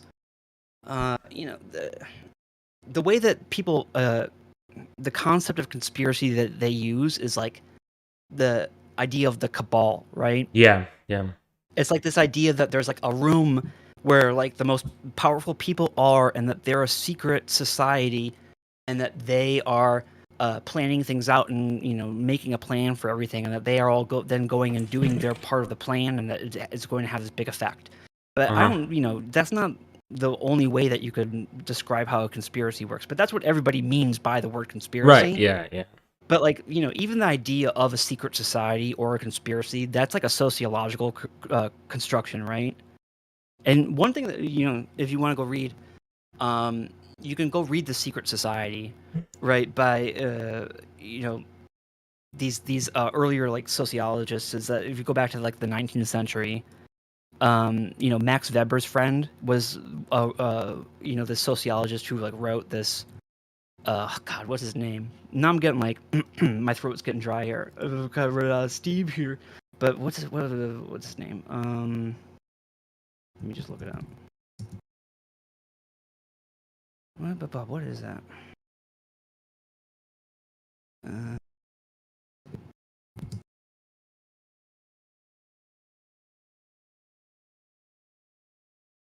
Durkheim? Find it in my library here. No. Oh, it's Simmel. Oh. Simmel has his book. It's called The Secret Society, that you can go check out, where he does the sociology of the secret society and talks about how it works. But the point that he makes in his sociological writings and about something like the secret society as an idea, that when we talk about historical ideas too, and how those are wrapped up in the historical modes of understanding that we use to try to like interpret them. The Mm-hmm. same thing applies to like these sociological ideas, like a secret society, right?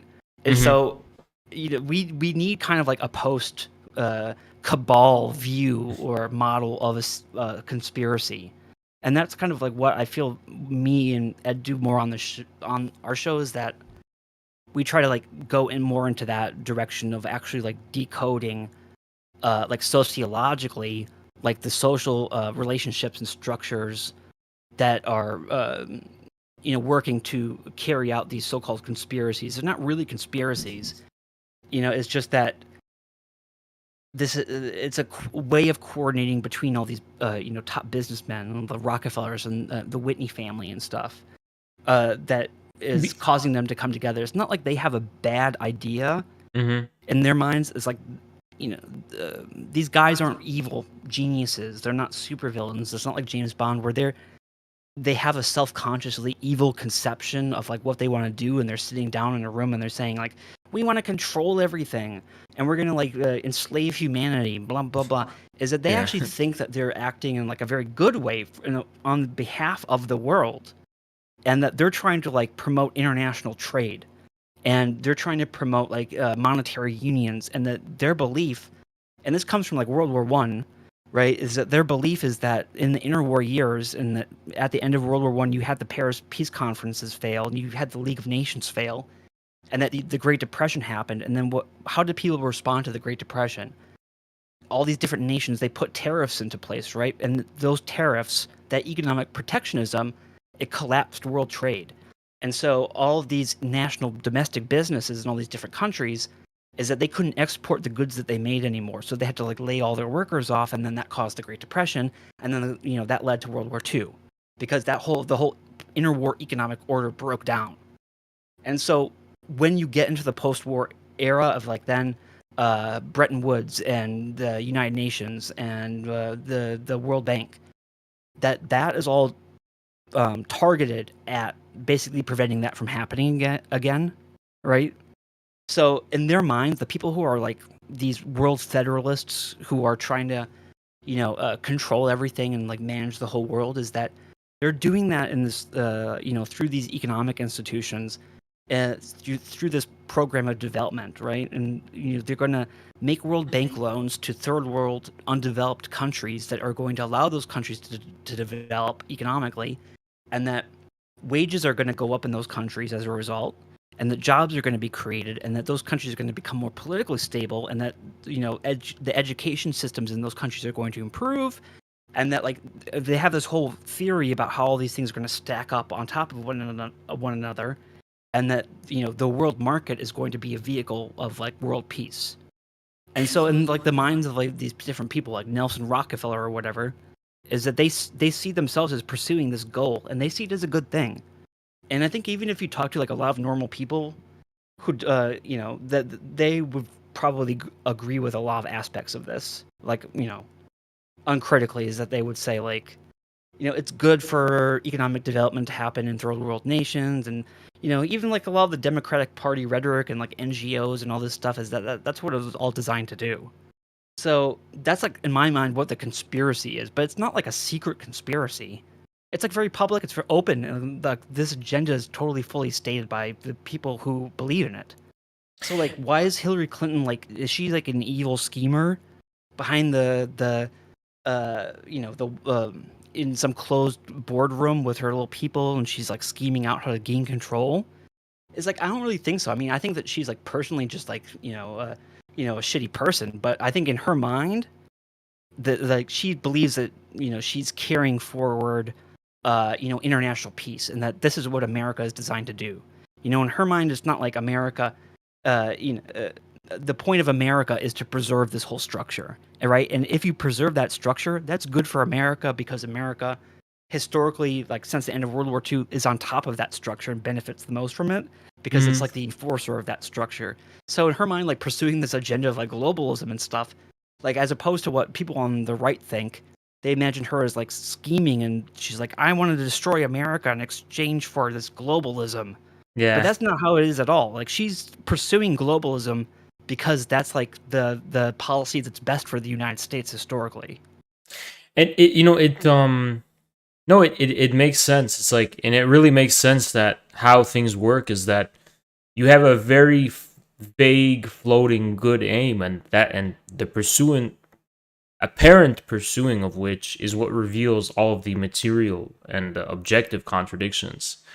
But I think the conspiracists' very deep suspicion, and you can tell this in the diversity of conspiracy theories about it, is that things are at such a great scale that at some top level, there has to be this kind of some type of self-aware kind of conscious articulation of what it all, of a conception of like what it all is, that goes deep at the level of like, I don't know, Renaissance occultism or kind of some kind of mysticism. Like there's been this kind of preservation of this occult change, which is responsible for the modern world as we know it. Like the reason why the world is the way it is. Well, this is not what I necessarily believe, but I think I know yeah. what you're saying. It's like somebody in the chat is just saying, like, I guess sarcastically, just trying to like get on what I just said. Like, organized crime think they're the good fellows, or I don't know if that's what they meant, but I mean, to respond to that, yes, they do, yeah. That's how we have this false idea of unitary sovereignty, right? That there's like that all of America's like sovereignty is endowed in like Joe Biden or something. That's not true. Is that like obviously sovereignty is shared between a lot of different parts of society and a lot of different agencies within the government, right? That's what people mean by like the quote unquote deep state. It's not people mystify all these things and they can't understand them. But in my mind, it's like it's much clearer than that. In that there is like a National Security Council. That's what the National Security Council is that it's an attempt to fuse together the fragments of sovereignty held by the State Department and the intelligence community and like the Department of Defense and like the President's office, and each of those parts, they hold a part of our sovereignty. And so the National Security Council historically, that's exactly the purpose it served, is to like act as a way to bring those shards together. But even like with the mafia, I mean, absolutely, that's how the mafia like starts, is as basically providing a police function and a security function to like immigrant communities in the United States because they weren't being protected by police, and so that's why the mafia is like a shadow state in that sense. Or in Italy, it was just the actual state.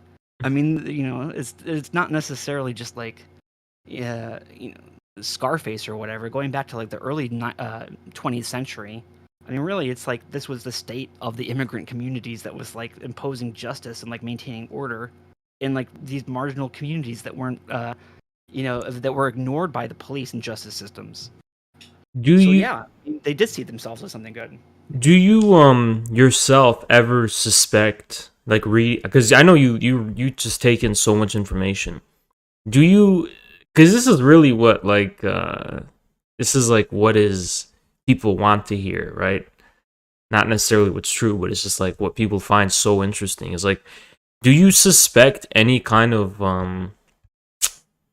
eccentric kind of occult belief at the level of this kind of Rockefellers and Ford Foundation type people? Like, I don't. I hate people who are going on this whole thing of like, this is the Satanists. They're Satanists. Yeah. No. But not necessarily Satanists, but like let's say like alchemy or something like this. You know what I mean? I think that's all such bullshit. Like the Jeffrey Epstein is a Satanist pedophile, and it's the global, pedophile elite, and they're conducting the rituals to Satan. And if you look at the actual like historical, like look at like John Foster Dulles, right? Mm-hmm. John Foster Dulles was a Protestant, right? And he was legitimately, very sincerely, a Protestant modern, right? Is that he was he was like Presbyterian, like very genuinely. His like father was a preacher, if you look at what he was actually doing, like going to all these ecumenical like Protestant conferences and like engaging in the whole Protestant community is like his whole idea for like the United Nations and everything was like came out of theological discourse that was happening that was as part of the ecumenical Protestant movement in like the interwar years. And like Ah, that was all completely genuinely very spiritual, religious, like Protestant. Like he wasn't like faking. Like I don't know why people how people can think stuff like that. Like what they think that like the Dulles brothers and like all the Rockefellers and all these people that they were all just fakers that pretending to have all these religious sentiments or humanitarian sentiments, and that I don't think so at all. I think that those beliefs are all genuine, and that's yeah. the I problem is think that I, yeah. I think a lot of it originates in the counterculture with like this kind of new um interest in people like Crowley and this psychedelic kind of culture, which itself is I personally find a little bit spooky, the psychedelic kind of thing. But I think another reason is because people saw how among the media, people who were in media power were kind of seemed like they were interested in this kind of thelema and all this kind of stuff. Yeah, I think that's all. It's just, it has to be stressed that it's such bullshit. I mean, Aleister Crowley was just like he was an intelligence agent as well, and Yeah, all of these later, like in the 19th century, like theosophy and yeah, like these Blavatsky different and. occult movements, they're all Mhm. scams. Like they're not, come on, that's the whole point of them, is that they're just scams that these people were exploited by, right? They're not like real things. And I don't think the elite like holds them. I think that those ideas are actually for, if anything, like the lower classes and like Yeah, these like it's to manipulate people. it Like I makes don't think sense. that, Yeah. yeah, because if you actually look at it with like a lot of the psychedelic stuff, is that you know new world humanism and like Eastern spirituality and like new consciousness and stuff like that, of like the 1960s, is that you know uh it's like a cover or like a version of kind of the more mainstream like rational beliefs of like world federalism, right? It's just Mm-hmm. a way of getting stupid people to believe in your agenda of like we need a global economic union so that we can survive like climate crisis, right? We need Yeah. like economic coordination so that we can like do this and this and overcome like the scarcity of resources and overpopulation and things like that. It's the same stuff, but What? it gets sold back, I think, if anything, by a lot of kind of kooky groups to stupider people. As a, s- it's kind of like a psyop in that sense. But So here's a you know, kind of question I there's have. Uh, there's a lot of evidence. Oh, well, actually, I mean, me and Ed are probably going to do a show about this because there is a lot of weird stuff that goes on with like the guy who came up with the idea of plant consciousness, mhm. and like all these people, they worked for like the Remington Rand Computer Corporation, and they had like a special research division that was interested in like all this new age shit. And then like even on like the early internet, like the ARPANET and stuff, is that it had a lot of like kind of kookier new age stuff that was being done alongside that. And but I think that like that's what was going on historically, is that it's a way to just sell back those beliefs in like world federalism and stuff in different kinds of basically marketing packages for these different demographics that to appeal to them, right? It's just advertising, if anything. Another question I have is you mentioned how like the belief of these kind of big visionaries is a genuine one. When it comes to the post-war anti-communism, do you think that this was resulting from a genuine kind of ideological thing, I or think it's was all it kind of a what manufactured. was that? It's all manufactured. I mean, the whole idea of the Cold War is like Mm-hmm. was made up during the Cold War. If you think about it, it's like the Cold War is a narrative of history that says that the Soviet Union and the United States, that these are the two global powers, and that they're having this like battle, and it's being conducted through all these different avenues, and that blah blah blah blah blah, and that like that's just a narrative that was imposed on history, like going back to the 40s. It's actually Walter Lippmann who comes up with that, and he wrote a book called The Cold War. That's why we think about that period of history as being the Cold War, because Walter Lippmann wrote a book that said that told the American public, this is the Cold War now. This is what's going on. And I mean, I don't know if that's too fine of a point to come across, but if you see what I'm saying, is that like, Yeah, but to what ends the was reason that we- was this manufactured? I think the big one is that Stalin pulled out of Bretton Woods, that he didn't go along with it, right? Mm-hmm. They had made all these concessions to like Stalin, and been negotiating like Bretton Woods and to get the Soviet Union's participation for a really long time. And then like at the very last minute, like at the conference, Stalin's like, no. He's like, I don't want to do this. And he just like walks away. Right? And that's a really big thing, because it goes into this whole idea of what I was just saying about like international, like trade and financial coordination. Is that's why the Soviet bloc has to be separated and like excluded. That's the basis of it, because if you're not part of the economic order that gets set up by like Bretton Woods and like all the post-war economic agreements, if you pull out of that, you become like like they say today, a rogue state, right? So just your existence of being a state outside of that system is a threat to that system. So it justifies then doing some kind of embargo or blockade of these states who are not participating in this system, because this system is international law. So if you're not following international law, you're a criminal rogue state. And then that justifies, the imposition of economic sanctions, of blockade, of, making an exclusionary zone that, you're not allowed to participate in international trade if you're not willing to follow the rules. And so that's what happened to the Soviet Union. That's the whole point. So it's almost like there's a direct continuity between the post-war Soviet Union and the kind of rogue states of the 21st century, like Iraq and Libya and I think the logic of it is exactly the same. Not that every state that follows that path is the same, but like innocent. The reason innocent of like anything. It's like certainly. Every case there's lots going on with these. I mean, the different motivations the leaders may have for not participating in these economic systems, they may be different. But really, that's the logic of it, like internationally speaking, in terms of the whole doctrine of global development and global trade, is that like once you stop participating in the system, you become like an economic, international criminal in a way, because you